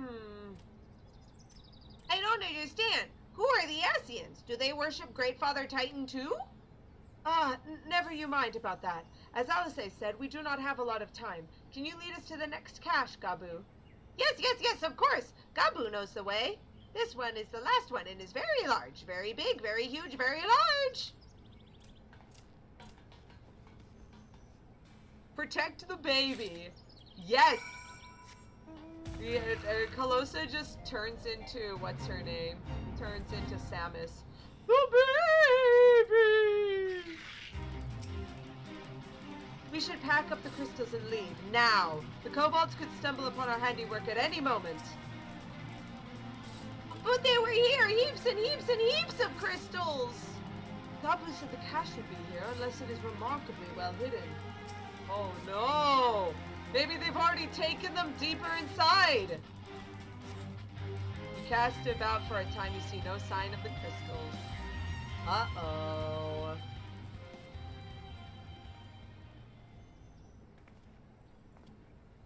Confound it! What about you, Calosa? Any luck? Absolutely nothing! Nothing, but this cannot be! Gabu saw them! Spied, spotted, saw! Think, brother, think! They must have moved them, yes? The question is, where to and why? Within Omgomoro, where they summoned Titan once before and mean to do so again. It is the only explanation. What about Mother and Father and the others? We have to stop them! And we will, Gabu, we will. Stay calm. We still have time. They have yet to call for the remaining crates, yes? If they had, then they would have found the other caches empty and sounded the alarm. Nevertheless, I believe the time for stealth has passed. We must breach into the navel and seize the remaining crystals. There is no other way to prevent Titan summoning. But first give me your crystals that I might deliver them to Commander Blodin's custody. We dare not take them into the bowels of the mountain. Yeah, of course. Alright. I gotta give him the alpha. I thought we already did it. The crystals, Calosa, if you'd be so kind. A large quantity of crystals intended for summoning Titan. Thank you. I shall deliver them to Count Overlook for safekeeping and brief Commander Blodin on the situation. Pray go on ahead. As I recall, there is an aetherite within the Umgamaro mines that should deliver you to the navel. Gabu doubtless knows the way. Wait for me there. I shall join you anon. Strange. I would have thought you eager to remain in the thick of the action. But if this is what you'd prefer, then God's the speed, brother. This way, this way!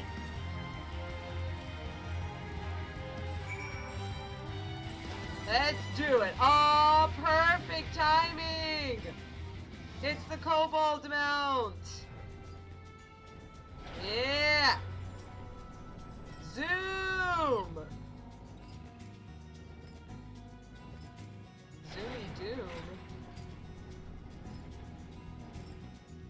Uh-oh. Oh, there we go. Yeah, okay. I made it. There we go.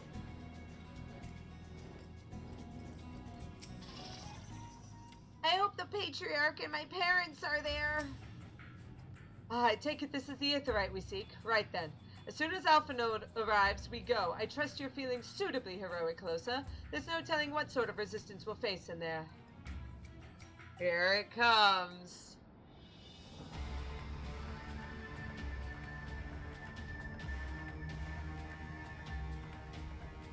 The crystals! Quickly, you clods! Briskly, swiftly, quickly! I will not suffer any further delays! Shing, shing, shing! Lay down your arms and surrender. We have your crystals. There will be no summoning this day. Overdwellers, here! But how did you?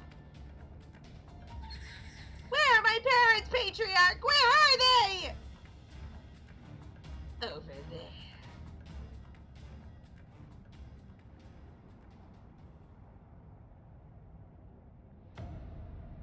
Oh no.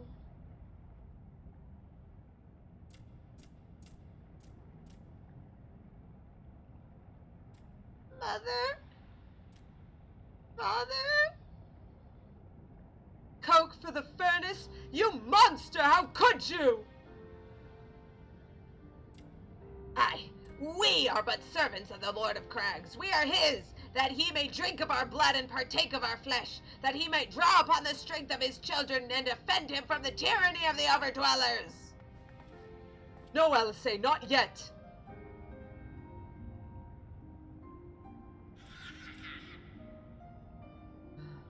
I understand, Patriarch.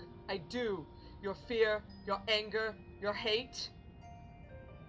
You would do anything to protect your people, anything to deliver them from despair, whatever it takes to ensure that those who threaten you can never do so again. But in your single-minded pursuit of this objective, you have brought suffering on your own kith and kin. You have sacrificed the lives of the very people you sought to protect. Just like Alpha Node did with the Crystal Braves! He's learning! But it need not be this way, Patriarch. Renounce the bloody course. Cease your attempts to summon your god and work with us, together, to build a lasting peace. Another peace to be abandoned at the Overdwellers' convenience. Oathbreakers, all of you! Liars, betrayers, oathbreakers! You take and you take and you take! And when you have had your fill, you sue for peace. You promise that this time is the last until you grow hungry again. And when we dare to defend ourselves, you declare us this beast tribe cannot be suffered to live, that our god drains the land of ether and brings naught but suffering, death, destruction, suffering upon us all. I will hear no more lies from you and yours, Overdweller. You've ruined your own lands. You will not ruin ours.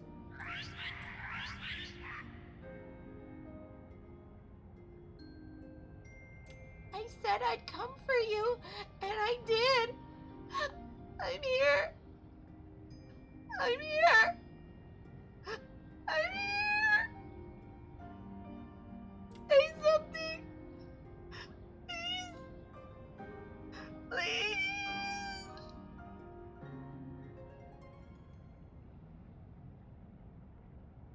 Please.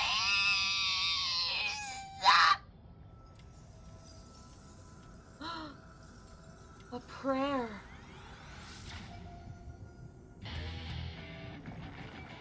Gabu, no!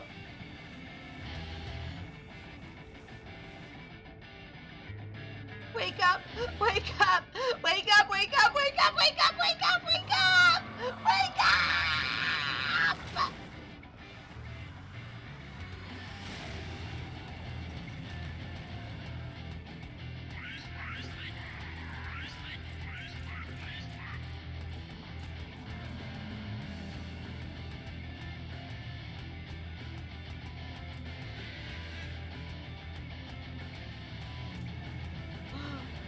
Titan? He's attacking the kobolds!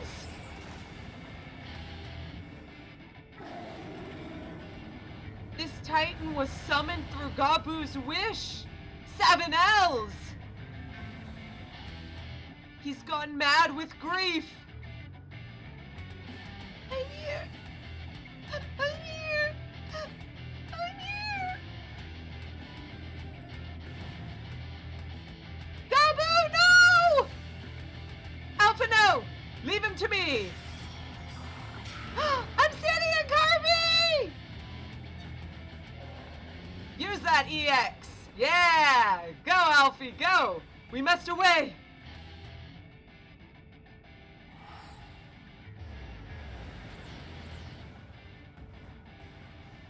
Mm-hmm.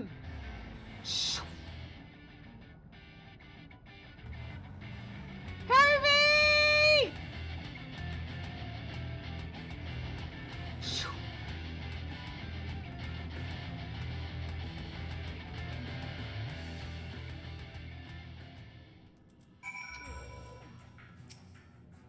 He's breathing, and I don't see any injuries, but I cannot seem to wake him. It's just broken. By the 12, how could I be so foolish? I should have known better than to let Gabu accompany us, given what we were like to find. His anguish and despair have served to birth a primal, just as surely as it would be, as would the supplicants of the faithful. Worse, being born of such tremendous tumultuous emotion, this incarnation of Titan seems incapable of naught but violence. If we have one cause for optimism, it is that while many crystals were present, they represented but a fraction of the quantity intended for the summoning. Meaning that my Titan must be far weaker than planned. You would say maybe a level 50 hard one? Be that as it may, he is yet a primal, and the longer we leave him to bleed the land of Ether, the stronger he will grow. And should Titan be permitted to leave Omgomero, the more lives will be lost. The Maelstrom will rally the troops and the cycle will continue. Calosa, you know what must be done. Will you face the Lord of Crags once more? You got it. Thank you, my friend. Alisaie and I will tend to Gabu. When you have finished with the primal, look for us in Camp Overlook. We will be expecting you. Alright. So, if you want, you guys can be whatever you want, because this is an 8-man dungeon. So whatever you guys want, you can play as. Yeah. I will give you a ready check to see when you guys want to be ready. Whoops.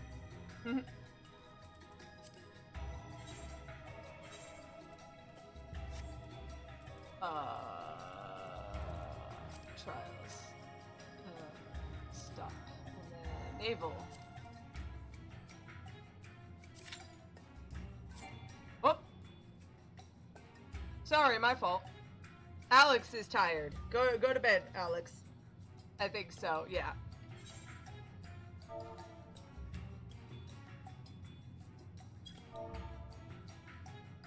thought it was an accidental. It came up so fast, I thought it was an accidental no. But they do not want to come. That's fine.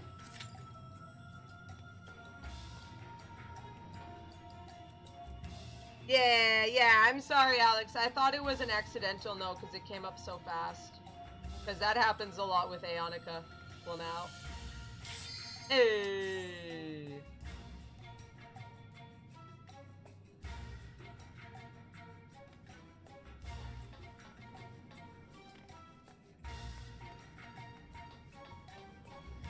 I'm pretty sure the opening cutscene plays out exactly the same, so I'm just gonna skip it.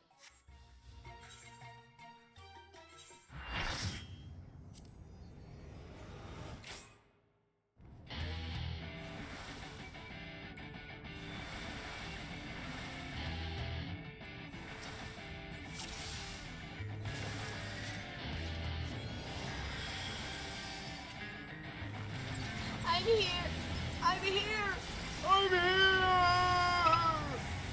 Oh jeez, Titan's going insane!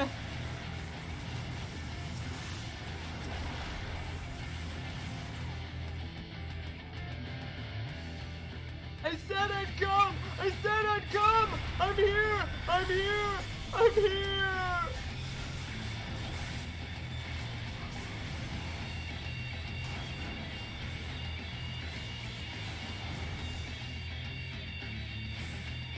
I said I'd come! I said I'd come! I'm here! I'm here! I'm here! Whoopsie-doodle!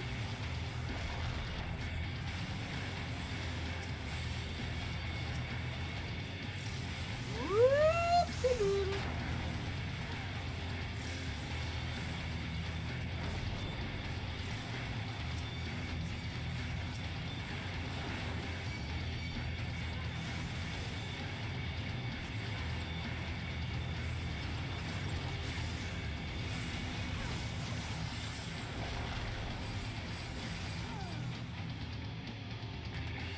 I said I'd come! I said I'd come! I'm here! I'm here! I'm here! Mother, father, I can't find you! Night, Alex!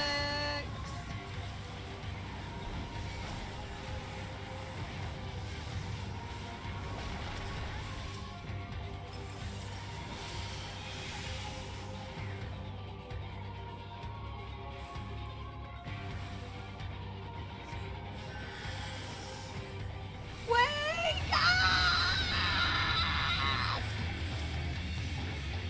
Why? Why? Why? Why?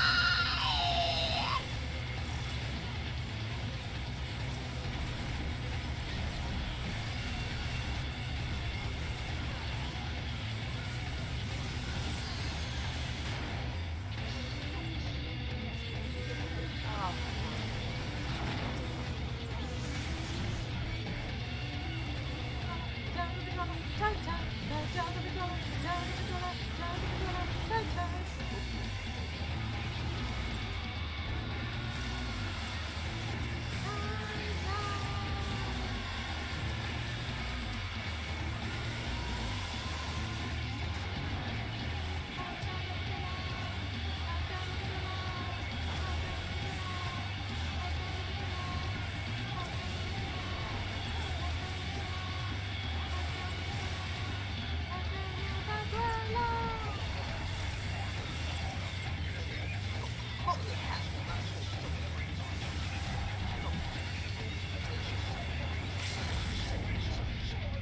Where are you?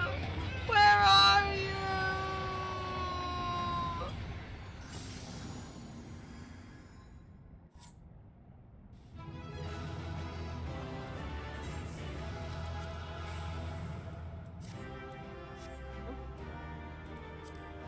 Oh, thanks. Alright, let's get it.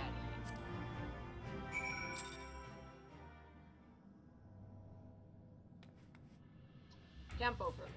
You know what? I'm just gonna teleport. Oh, I wanna walk. I don't wanna walk.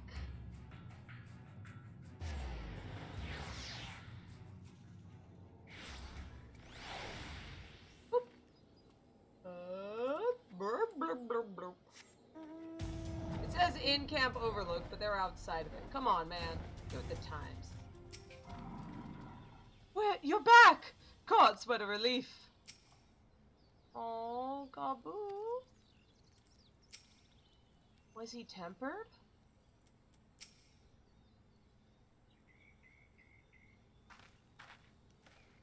Ah, there she is. Did I not tell you she would return safe and sound? The deed is done, then? Titan is no more? Indeed. Good. There's been enough tragedy this day. He's been like that since he regained consciousness. We believe he can hear us, but he has made no attempt to respond. He is almost certainly still in shock, but we cannot discount the possibility that he succumbed to the primal's influence. Should that prove to be the case, he must be put to death like any other thrall. Such is the Alliance's policy, yes? You have the right of it. We must not rush to conclusions. After all, we once feared that Yssail's followers were beyond reason, and many have since laid down their arms and accepted Ishgard's peace. We can but watch, wait, and pray.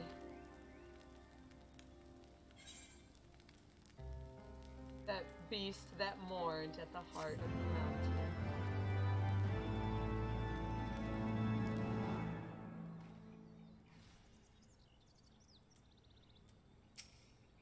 I know what happened. God's help me, I was there, but the thought that we might have to...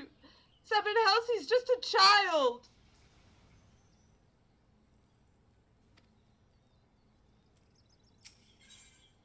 Alphino would rather not worry about what may or may not come to pass. There is naught to be gained from dwelling on an eventuality over which we have no control, much less one which may never even come to pass. Let us tend to more immediate matters, informing Captor Bleuerdin of Titan's demise, for example. You may be certain that he will be glad of the news. Would you be so kind as to break it to him? Sure.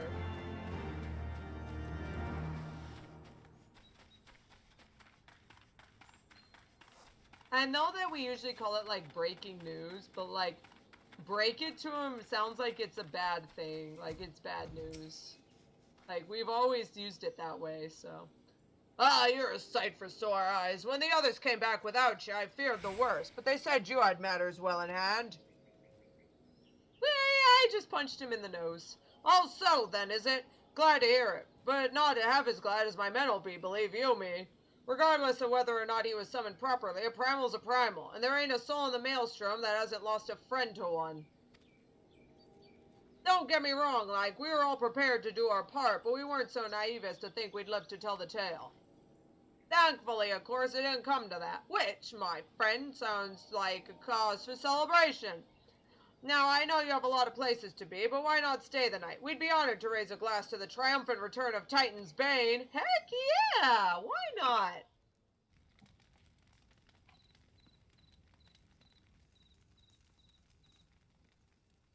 Oh, just hanging.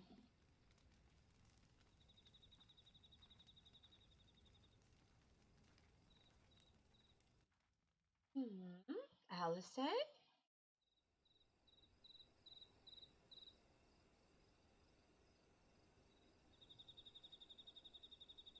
No, Gaboo. Who goes there? It's just me. It's just me. It's Calosa. Oh, it's you. Forgive me for straying from the camp. No, it's fine. I know you can take care of yourself. He hasn't been feeling too welcome, to say the least. I thought a change of scenery might do him good. But, alas.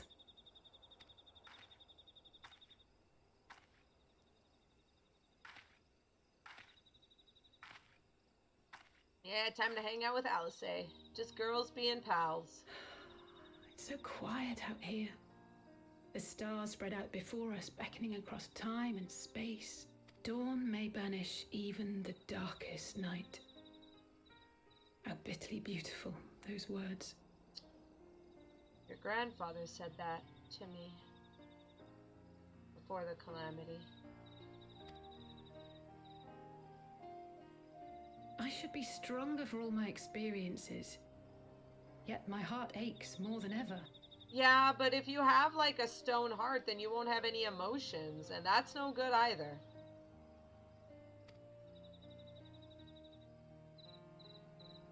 I never understood why Grandfather gave his life that day. I thought that if I came here, I would find the answers I needed. But when I finally laid eyes on the land he sacrificed everything to save, saw firsthand the bickering, the pettiness, I was disappointed. I was angry. I could not fathom how these people were more deserving of his love than his family, than me. But when Grandfather revealed the whole truth of the calamity to us, I finally understood. And I resolved there and then to continue his legacy in my own way. I kind of forgot what she mentions here if you don't do Bahamut. I think she probably talks about, and then I saw you or whatever, and then I heard about your exploits or something. My travels have been enlightening, but I cannot say that I have enjoyed them. I have lost count of the many petty crises that I was helpless to resolve, and of the people whose actions I could not understand. There were others, of course. Good people.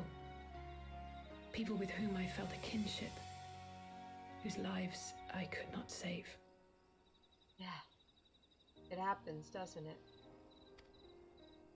I found myself asking what it was all for.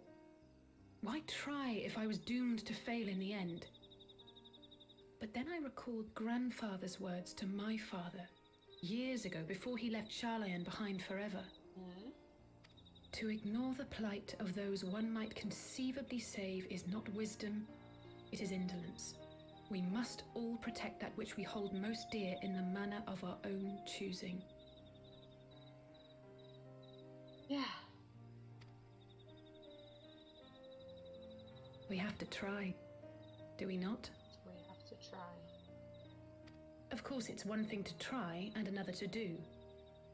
There were times while I was tracking the warriors of darkness when I faltered, when I was afraid.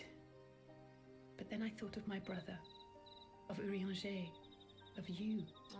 Oh.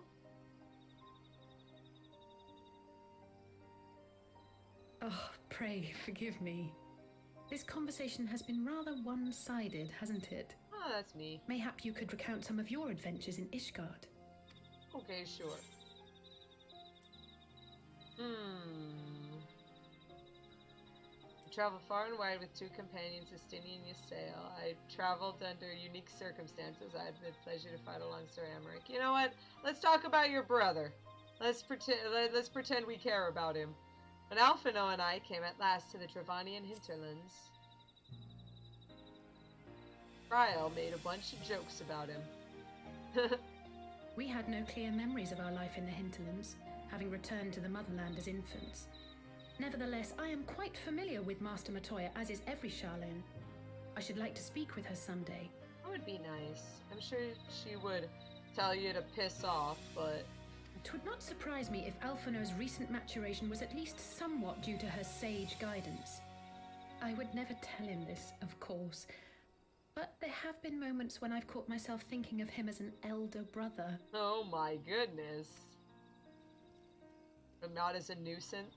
The hopes and dreams of so many rest on your shoulders, Warrior of Light. As long as the sun rises, we can but carry on, for the sake of those we hold dear. Yeah. Those we can... Alfie was listening. Shh.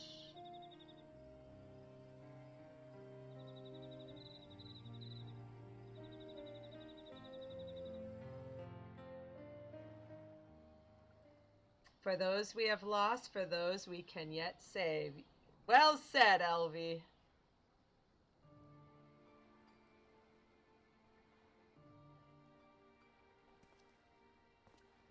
Wait, is that a crystal of light? Did say that they fought the Scions on the first. To what end dost thou cling to the tainted gifts of the Mother? Yeah, so, yeah, he still has the crystals of light when he was a warrior of light on the first. Every tool has its purpose. Even this. He's going to use a crystal of light when he's abandoned it? Ooh, seems bad. Yeah, this totally random dude talks real weird. I mean, yeah.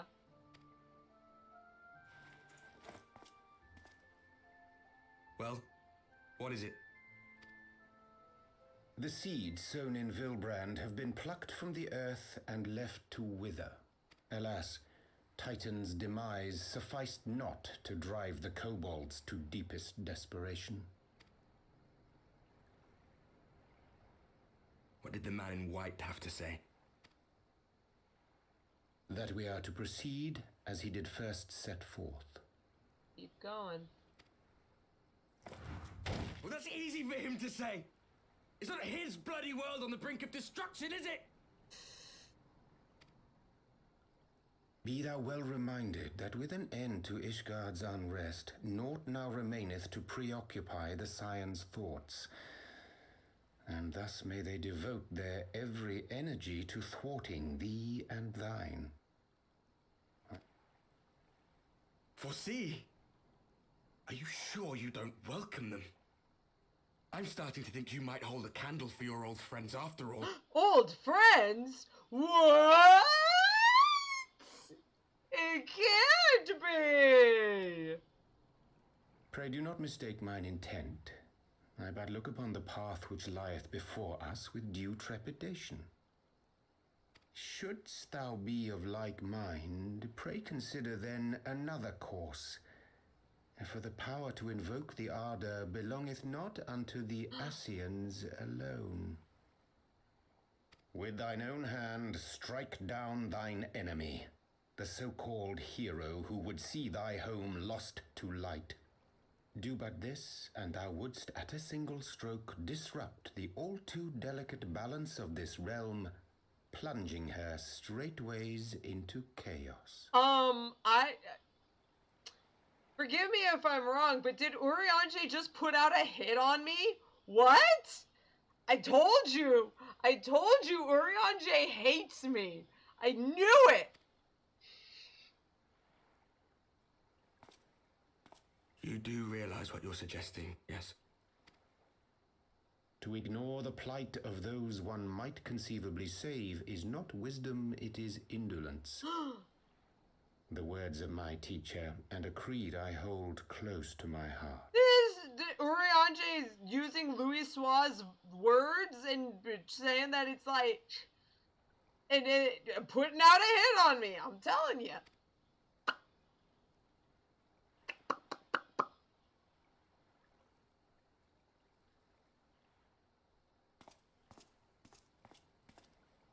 Very well. Draw her out.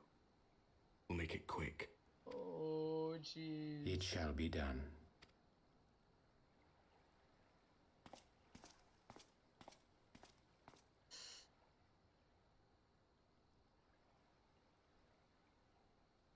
What good a creed one cannot uphold?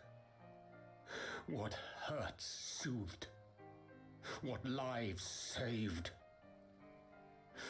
Oh, hapless fool, what hast thou wrought by thine own hands? Yeah, I don't know. What hast thou wrought?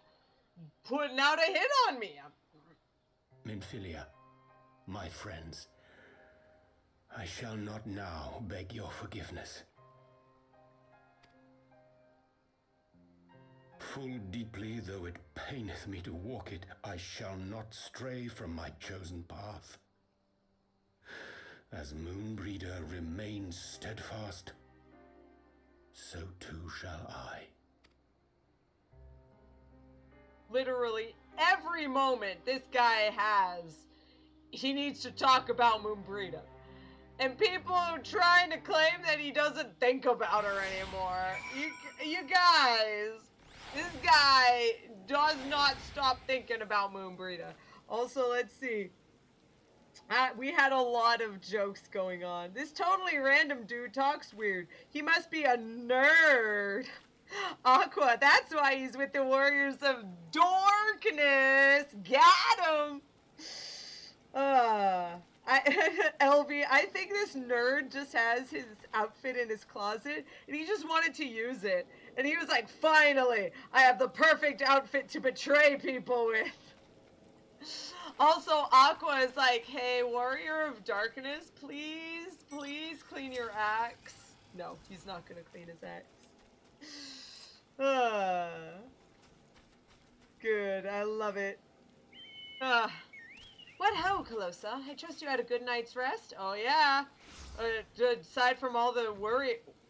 Are there just people squatting in the background there? We gotta go check that out when we're done here. I was but this moment speaking with Thancred and Y'shtola via Link Pearl. They had some interesting news to share. Apparently, during the course of their respective investigations, both came across crates that had borne Ishgardian seals. It would seem that someone in the capital has been very busy indeed. Accordingly, the Temple Knights have launched a full-scale investigation. Sir Amaric believes it is only a matter of time before the culprits are found, but we shall have to wait and see. In the meantime, it seems only prudent to look into the recent activities of the other tribes, in case they are too flush with Ishgardian crystals. And with that in mind, I suggest we pay Urianger another... Wait, where is Alisaie? She was here a moment ago with Gabu. Sorry, I gotta look at these squatting dudes. Are you gonna talk?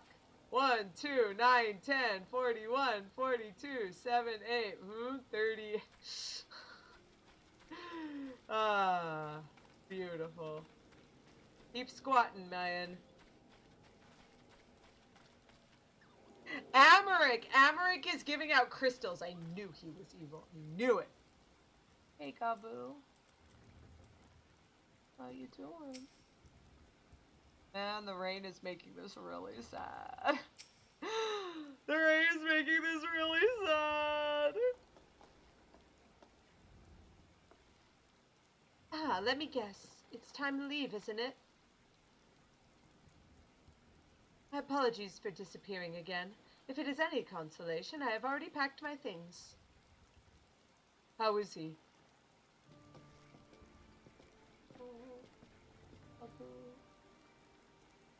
Brother, Commander Bloedin, something tells me you are not solely here out of concern for his welfare. But to answer your question, there has been no change. He will not speak or eat. I'm not even sure if he slept.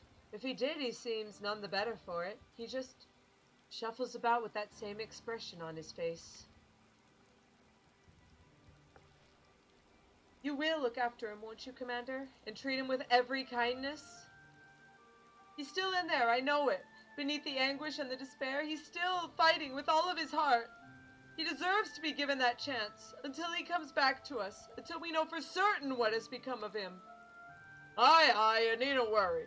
If he hadn't risked his neck to warn us and help you secure the better part of the crystals, this could have turned out a damn sight worse than it did. We'll not soon forget that, and nor will Maelstrom Command. I'm so sorry, Gabu, I really am. You should never have been made into... And I cannot possibly understand. Mayhap there is nothing I can do or say. The pain, the anger, the helplessness. Hold fast to the memories of better times. Remember them as they were. And when it hurts so much that your heart feels fit to burst, let it burst. Let it burst and fill up again with your love for them. And never, ever forget. Come along, little one.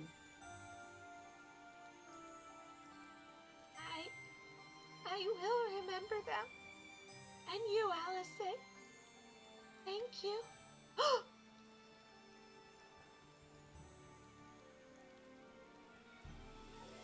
He's back.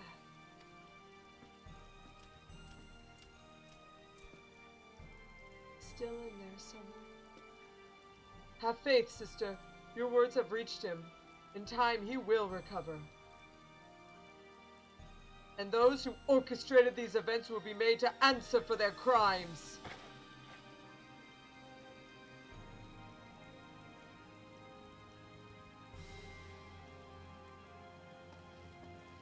$1,000 times over, there will be a reckoning.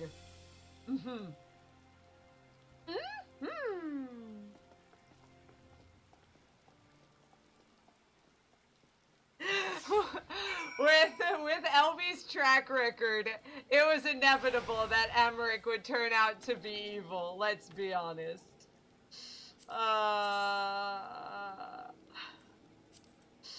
Everyone that Elvie ends up liking either ends up dead or turning evil. It always happens. It never stops. Thancred turned evil. Some other characters later, evil. One other character later, died. All the time, no matter what. Emmerich is the only one so far that Elvie has been crushing on and hasn't turned evil or dead. So we're just waiting at this point. We're waiting for the inevitability to happen. Oh, Ysayle, that was it. Ysayle, kind of both, kind of evil and then started not to be evil and then immediately died. Yep, every time. Every time. Jeez.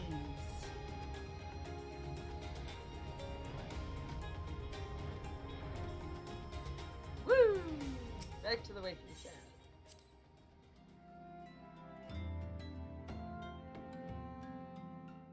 Ooh, straight into the cutscene. Yo, Urianji! Whoa, sorry, that was a yawn.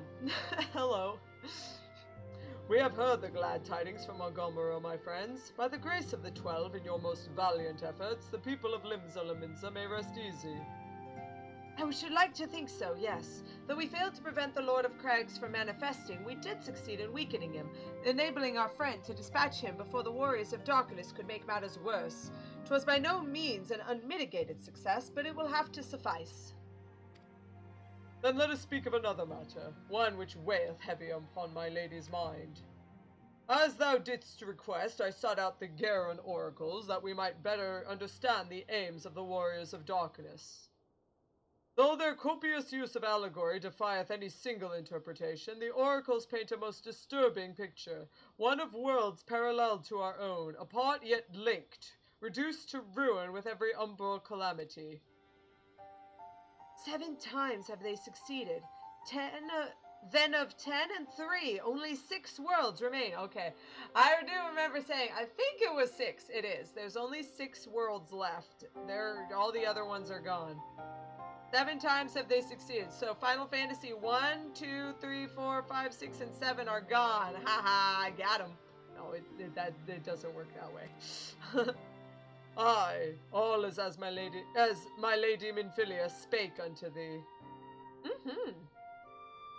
As for what becometh of these reflections when they and the source are rejoined, frail flesh undone in umbral fires, each soul surrendereth to her call, to flow unto the endless sea, there to endure as one and none. Then, if the warriors of darkness succeed, everyone in their world will die? In essence, yes. The verse speaketh of the renunciation of flesh and the subsequent return to the life stream. So they will die, but they will return to the life stream in the source and be reborn, essentially. However, this fate may be preferable to the alternative, for if the first were to fall to translucent light in the manner the warriors of darkness described, it would give way to a void wherein none may know neither life nor death. Far better to die, they reason, for in death there is life. The essence of a soul which returneth unto the source may be born anew. Saved. Such, at least, is their belief, I surmise. If that is true, then, gods, no one should ever have to make such a choice. Ere we speak further on this subject, I would share with thee another recent discovery. It would seem that several sizable shipments of crystals have been delivered into the hands of certain Alamegan parties. Alamegans? Strange. And you believe this to be the work of the same Ishgardian smugglers who supplied the beast tribes? I know beyond a shadow of a doubt. Unless thou wonder at their motive, I would remind you the Scions did attempt to bring about the summoning of Rhalgr. The individuals who took receipt of these shipments are refugees belonging to a group devoted to the cause of Alamegan liberation. It may also interest thee to know that their Ishgardian suppliers appear to be none other than the remnants of Aline Royaz. Ryu's, that was it, Eileen Ryu's network of spies. French. Fantasy French. Surely you jest. And yet, it is not so surprising. Bereft of leadership and hunted by the Alliance, I can well imagine such villains being desperate enough to conspire with the Scions, assuming they even know or care who their employees are. All of which is irrelevant. Forgive me. We must seek out the resistance group which received the crystals without delay. Calosa, Alisaie, will you come with me to Little Alamigo? Of course! Yes, of course. I should like to hear what they have to say for themselves. First hand! May you ever walk in the light of the crystal. Alisaie constantly glaring at this guy.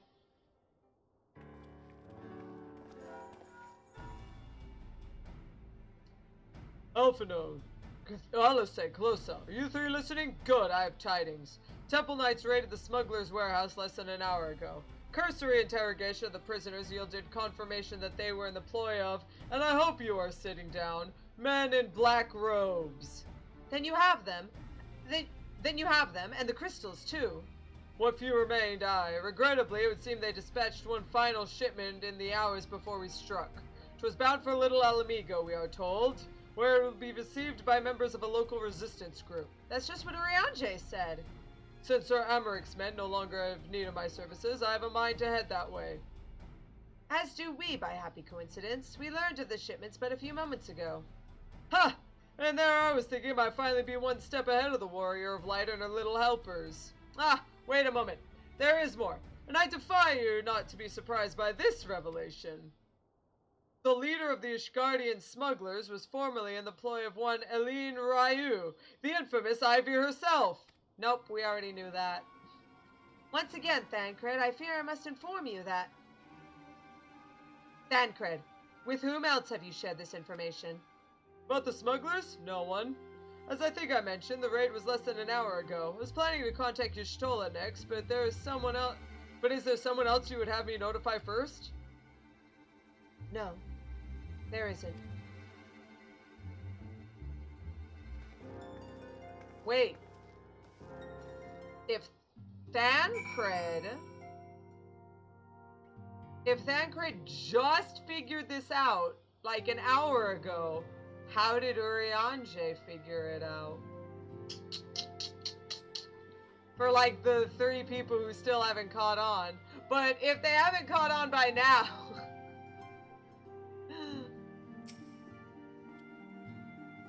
What in the world has gone into her? It is twice now that we have sought Urianger's aid, and twice she has treated him as if he were a stranger.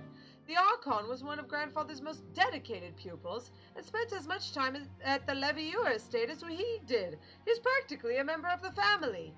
Truth be told, I struggled to recall a day from my childhood when I do not see the 3 of them laughing together. If this continues, I'll have to raise the matter myself. Later, though, Little Alamigo awaits.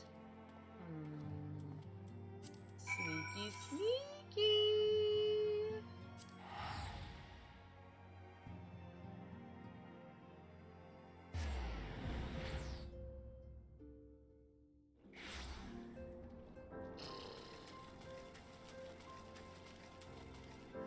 Yo, Alfie.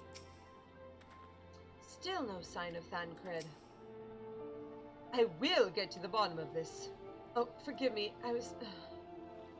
It's been a long day. Did you have something to say? Maid discovered nearby. Urianger? No. I've always struggled to understand what's going on in his head, now more than ever. Listen, Calosa. If anything should happen, it should be me who... Just know that I am prepared to do what must be done. Right then, to more pressing matters. Since we have no idea when Thancred might arrive, I suggest we see what information we can gather in his absence. Sounds like a good plan. Alphino is eager to get to work when we were free.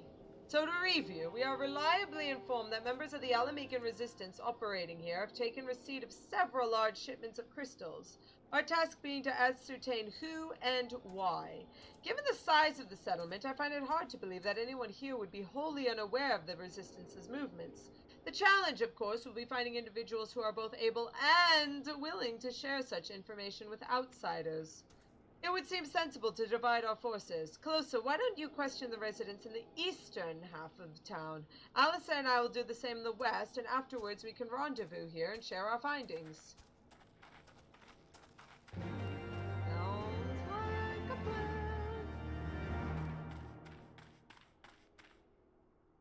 Oh, by the way, while we're here, you see how there's how Little Alamigo is like this little like what do you call it? This little like rock formation. This is actually one of the rock formations that turned out to be that was copy pasted all over 1.0. It's kind of cute that they finally turned the like one obviously recognizable copy paste into something that actually exists and isn't just, yeah. Resistance? Damned if I know. Sound as if I'd be any use to him.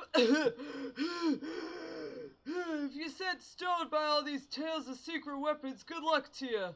But I'm too old for the mask's bedtime stories. This is our lot, and it's time we got used to it. The Mask?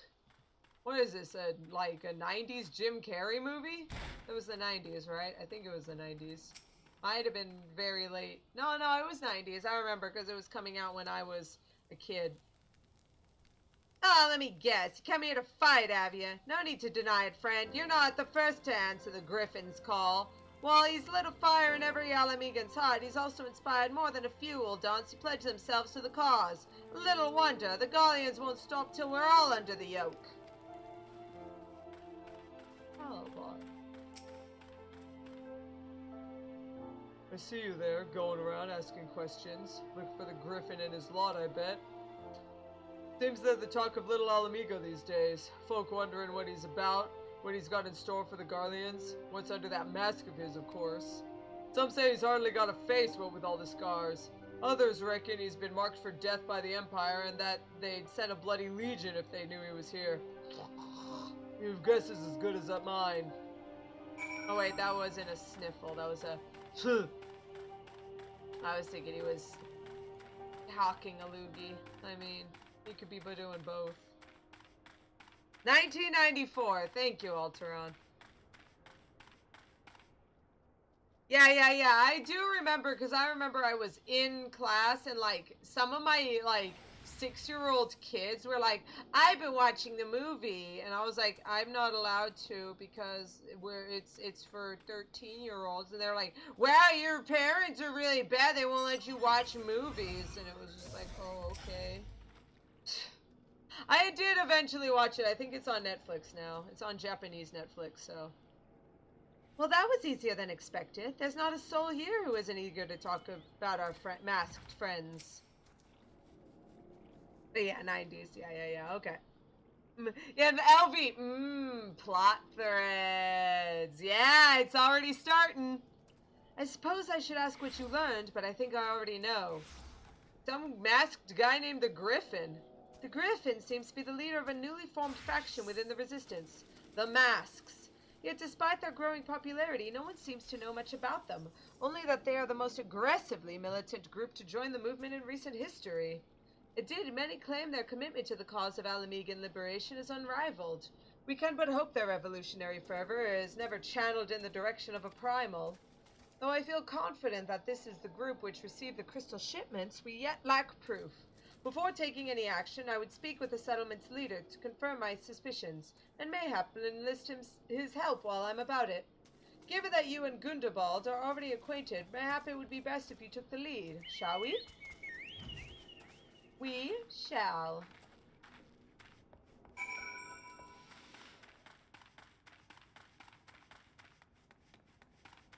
Yeah, I had the same experience with The Simpsons. Definitely me too. All of my friends could watch The Simpsons, and when I said that it's not bad, that I'm not allowed to watch it, they were like, wow, your parents must hate you.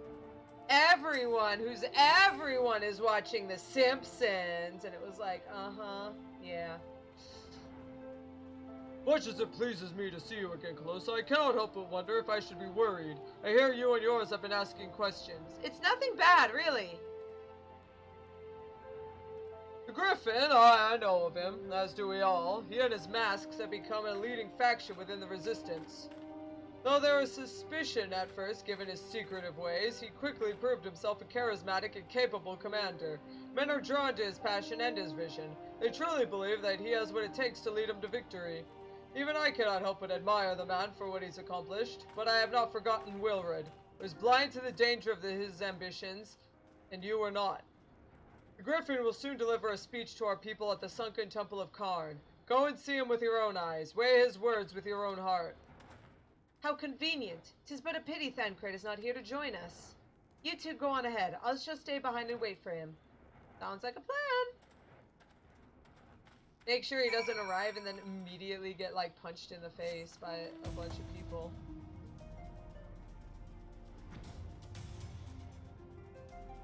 Yeah. Go around. Bah. Bah, I say.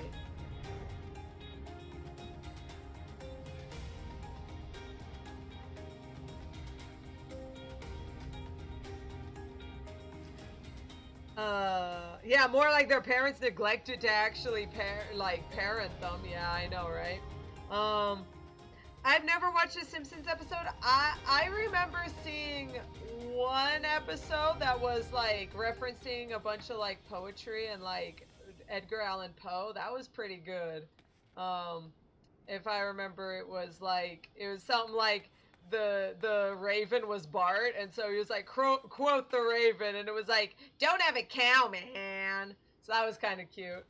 And then I did end up eventually finally watching like the first episode, like the very first one, and like it was a sitcom back in the day. It was an actual like sitcom that you would see like nowadays. It was really good. I could see why people really loved The Simpsons way back when. Now it's gotten into like, let's see how much like stupidity they can shove into it. But like back in the day, it was actually like, this is a problem that the family is having and they have to find a way to fix it. It was really good. It's so fitting that Elvie's only experience with The Simpsons is the math episode. I mean, that makes sense. That makes sense. Has it begun already? I hear voices coming from within.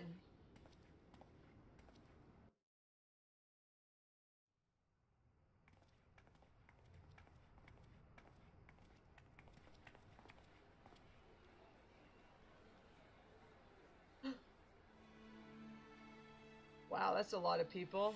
And that's the Griffin. Brothers and sisters, 20 years ago, Alamigo, our home, was claimed by the Garlean Empire. In our haste to overthrow the King of Ruin, we turned a blind eye to our foes in the north. With our glorious revolution, we but laid a path for a new tyrant to succeed the old. And when confronted with our failure, we fled. Not a day goes by that I do not think of those we left behind. Think of them and feel ashamed. And I know each and every one of you feels the same. Yeah! We abandoned them, our own flesh and blood, to labor till their backs gave in and their breath gave out. Building the twisted steel ramparts which now mar our once majestic mountains. We abandoned them, the brave and true, to fight and die for their country. Or worse, to be conscripted and sent off to rob another poor bastard of his home. We abandoned them, the meek and powerless, to bow and scrape when the Garleans pass, to sully themselves that they might live to see another day of misery. The Black Wolf may be dead, but a new Imperial Viceroy reigns in Alamigo now. A beast, not a fraction as merciful. Oh jeez, that doesn't sound good. You all know the Eorzean Alliance will do naught to oppose him. For all their promises and platitudes, they will not act if there's no profit in it. Only we can free our brothers and sisters from the Empire's tyranny, my friends. Only we have the courage to stand and fight. Yeah, he does have a lance. Looks pretty cool. They have imprisoned us. They have enslaved us. And they have murdered us. But no more. Blood demands blood. And the Garleans shall pay for every drop they have spilt upon our lands. This I promise you, for we have a power within us, my friends. A power befitting our pride, our righteousness. Only join us, and we shall grant you the means to unleash it, and together we shall see the Alamegan standard raised over the mountains of Gia Albania once more! Aqua, please, don't steal the nice man's lance, okay? We're the good guys. We don't steal stuff. Heck, the rogue has like a mug ability. It doesn't actually mug. It like, there's like a 1 out of like 1,000 chance that like sometimes you get a little extra gil. That's it. It's so bad. Even the rogue can't steal. Jeez. We're the worst. A power befitting their pride. Not at all ominous, that. Yeah, that sounds like summoning word. That sounds that. What? Them's the summoning words. Wait, is that? What do you mean? Huh? Wait a minute. What are you two doing here? What are you doing here? I could ask you the same thing. Yeah. Well, well, this is quite the surprise. Hey, Papa Limo, what? Your voice really changed, but at least you're not William Shatner anymore. If you see what I see, if you feel as I feel... Might I suggest we continue this conversation in more agreeable surroundings? Sounds like a plan. Let's get out of here.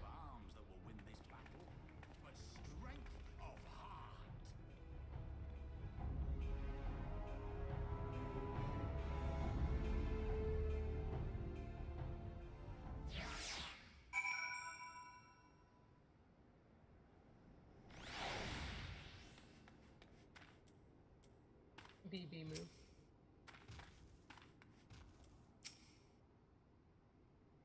Of all the places to meet, it has to be fate. Mayhap it is my imagination, but you seem rather more rugged and world-weary than when last we spoke. Papa Limo, we all nearly died. Let's be honest. Even if it weren't for all the stuff that I did fighting a dragon, you'd think I would have be a little more rugged from that. Yeah, it has literally been since before Heavensward. We sometimes saw them pop up like at the end of 3.0, like we saw them in a cutscene. But Calosa has not seen these two at all since the party. We thought they were dead. But we had hopes. But yeah, it was basically they might have been dead. Words cannot express how glad I am to see you both alive and well. And you, though it was pretty obvious you and Calosa would be fine. The Crystal Braves never had a realistic chance of capturing any of the Scions, divided as they were and distrusted by the better part of Eorzea. But if you truly believe that, forgive me, what exactly have you two been doing all this time? Repaying a favor. After the banquet, we had no choice but to flee Uldar, and we would not have been able to do so without the aid of some old friends from the Resistance. That's right. They smuggled us out of the city and sheltered us in Little Alamigo, all at great risk to themselves. Obviously, we couldn't let that go unacknowledged, so we offered to help them out with their operations for a while. When we learned of this Scion's exoneration, that Lolorito had severed all ties with the Crystal Braves, and that General Raubon had been reinstated, we resolved to make contact. But having long since discarded our link pearls as a precautionary measure, our options were rather limited.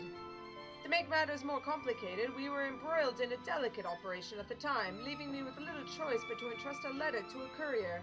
I gather from your puzzled expressions, however, that you never received it. To be honest, we thought this might happen.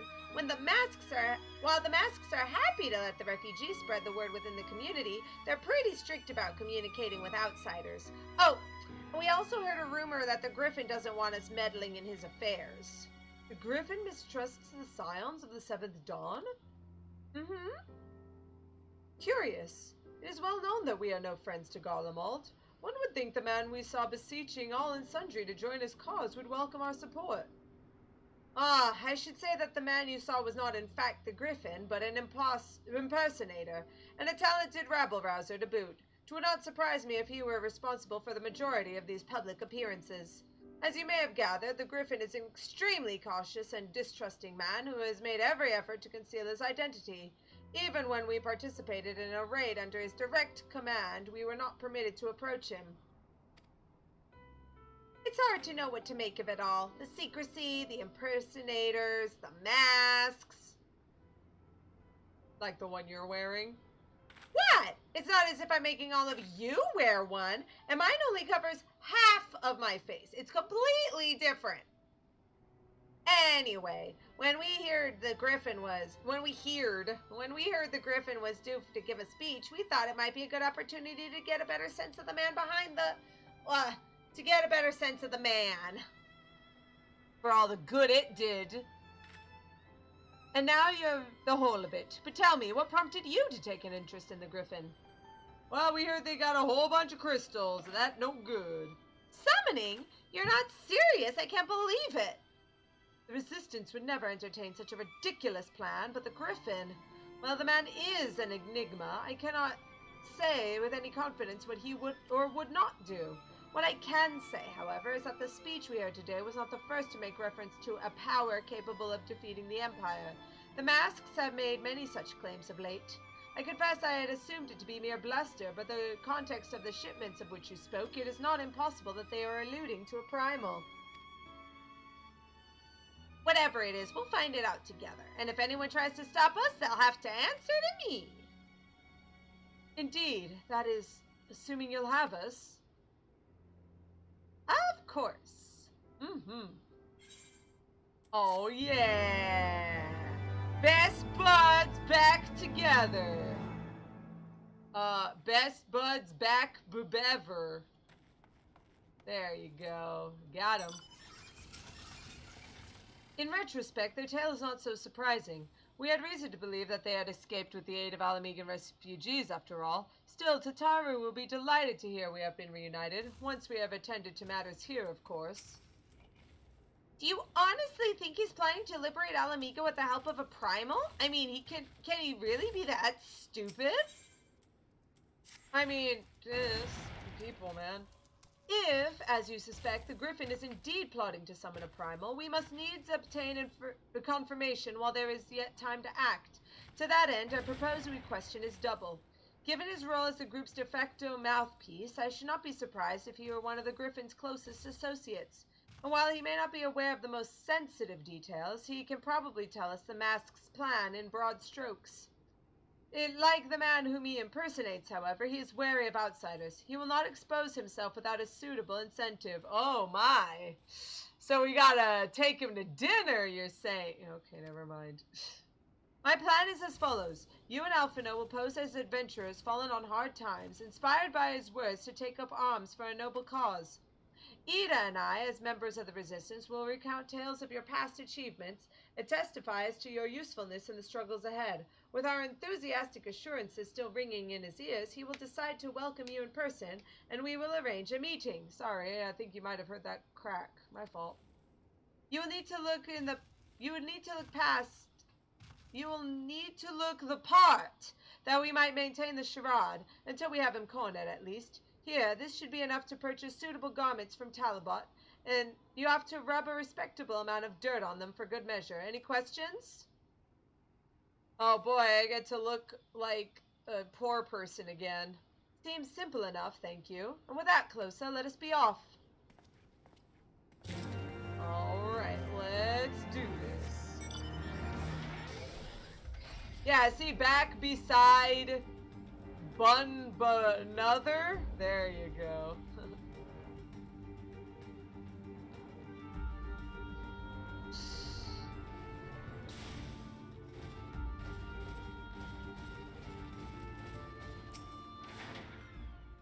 Hey, you wanna buy what? I don't know what you're up to, but I want no part of it. Oh, really? Are you sure? Well, you're the ones with the gill, and seeing as your friend's a Papalimo. There, tunic and slops for the both of you, tailored and treated to your tastes. Now off with you, before someone sees us together. Sounds like a plan. Clothes maketh the man, as they say. Right then, I will go and change and see what the spot Papalimo marked on our maps. Hey, guess what we gotta do? We gotta look like poor people again. Oh yeah. Oh yeah. There we go. And there we go. For good measure. Should probably take this off too, though. There we go. Nice. Much better. Wait, this way.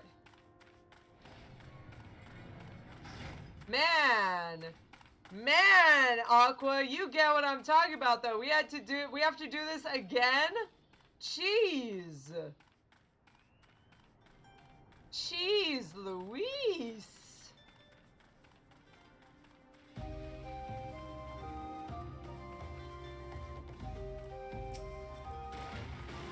Well, look at us, a pair of down-at-heel adventurers seeking a chance to recapture past glories. Yes, this should suffice. And now we play the waiting game. Master of Disguise. See, at least I took off all of my stuff. You don't gotta do that. You look like an idiot. My thanks, comrades. Hey, Griffin.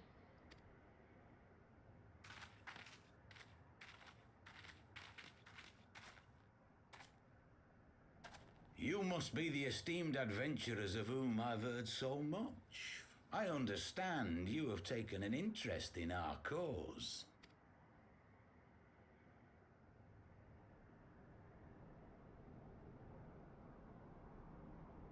A great interest, you might say.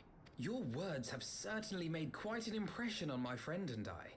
The Resistance has long, and some would say wisely, avoided open engagements with the Garleans, but you and yours seem confident against the world in arms. I can only assume you have good reason to be so bold. Why, one might even think you are planning to summon a primal. Wow, Alphino, that was not subtle at all. Because that would do much to explain the sizable shipment of crystals you recently received from your smuggler friends, whom our Ishgardian allies have since detained, lest you wonder. Oh, okay, you're not being subtle. Okay, continue.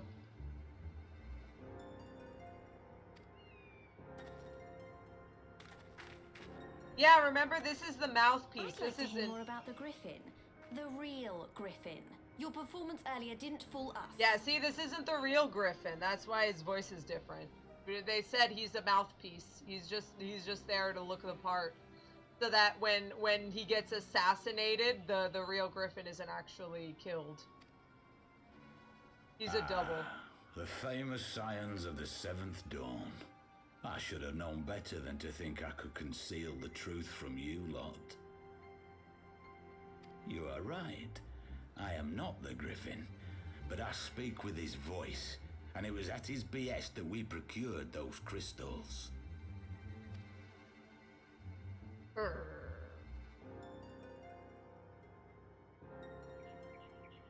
You are wrong, however, if you think that we procured them to summon a primal. We used them to reach an accord with the Amalja.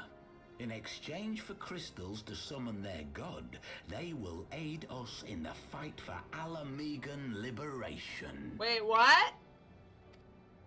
You've got to be joking. Have you gone completely mad? On the one hand, we remember back in Hildebrand's quest, we found out that Ulda once worked with the Amalja back before they started getting tempered and stuff. So like I wouldn't be angry if like, oh hey, we need to reach an accord with the Amalja that aren't tempered and murdering everyone. But to work with the ones that are tempered, that only care about like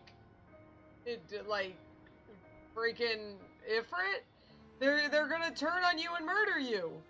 When people find out you helped the lizardmen summon Ifrit, they'll turn on the resistance. Alamigo will never be free.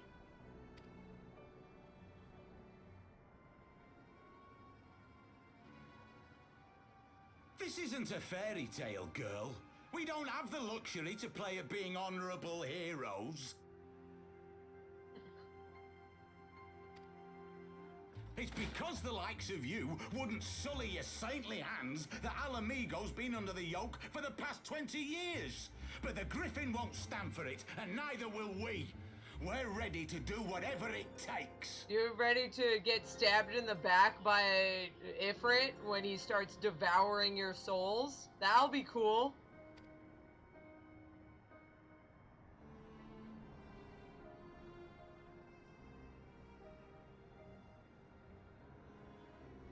What proof do you have of this arrangement with the Amalja?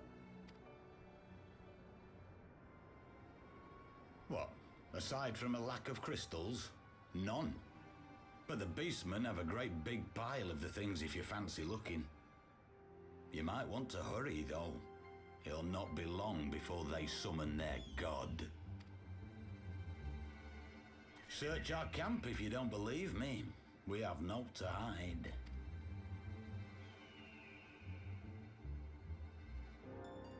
If there is a cache to be found, Ida and I will find it.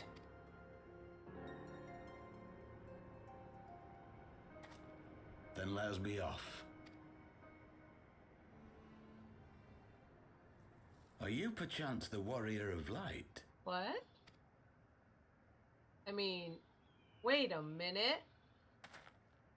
Aye, I thought so. You should know that a great many who have joined us did so because you saved them. Because you showed them that one brave woman can make a difference. You saved me too once. Helped a friend over in Quarry Mill make some medicine I needed. But that was a lifetime ago. Hey, remember all that? You gotta go ignore Titan to go help some random person in Quarry Mill you don't care about. This game sucks. It doesn't tell you anything. And it makes you do stupid stuff out of nowhere. Guess what? On behalf of my brothers and sisters, I thank you. You gave us hope where there was none, courage and strength when all was lost. We shall not squander your gift.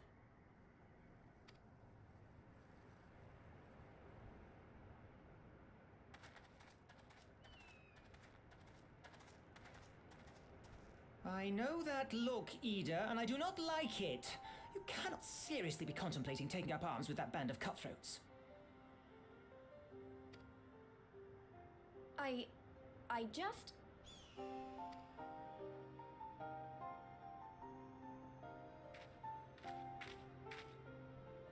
If the Griffin and his men have their way, it is only a matter of time before the situation in Alamigo comes to a head.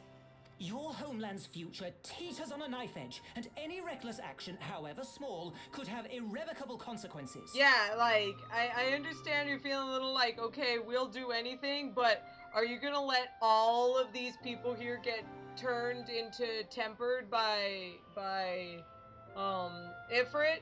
Because the Amalja are going to do this. They're going to temper everyone and then say, well, now that we're all working with Ifrit, he will stop the Garleans with this great army of human and Amalja tempered.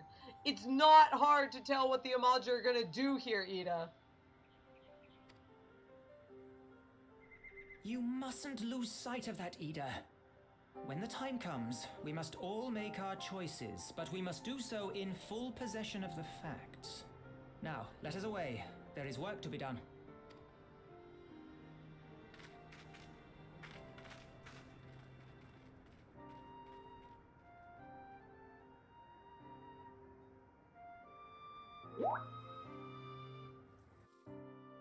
Oops. Thanks, Skype. I hope you didn't get the whoop, but if you did, then oh well, you got a whoop. Quarrymel, he said. Do you remember? Forgive me. You cannot be expected to recall every name and face, and besides, it is not as if it matters. I remember, Alphino. Although, I'm not very good with names. I do remember the guy, and I know the circumstance. I have long admired how you live in the present, how you focus on the problems at hand and always keep moving forward. So let us keep moving forward together, Calosa. We must find and secure those crystals, and there is no time for looking back. And do you... blah, blah, blah. Let me see if I can... I'm talking like Alphino, okay. Do you remember the 21st night of September? Love was chasing the hearts of pretenders, while chasing the clouds away. Hey, there we go. One life for one world. You know what? I think we can leave it here for tonight. It is getting later, and that was an ominous banner. So let's do it. Let's do it on another day. Oh man, I'm hot. What is it? What the? Is there something in there? Oh, it is. Okay, that's why. It wasn't a box. Whew, it's hot. Let's /sweat. There we go.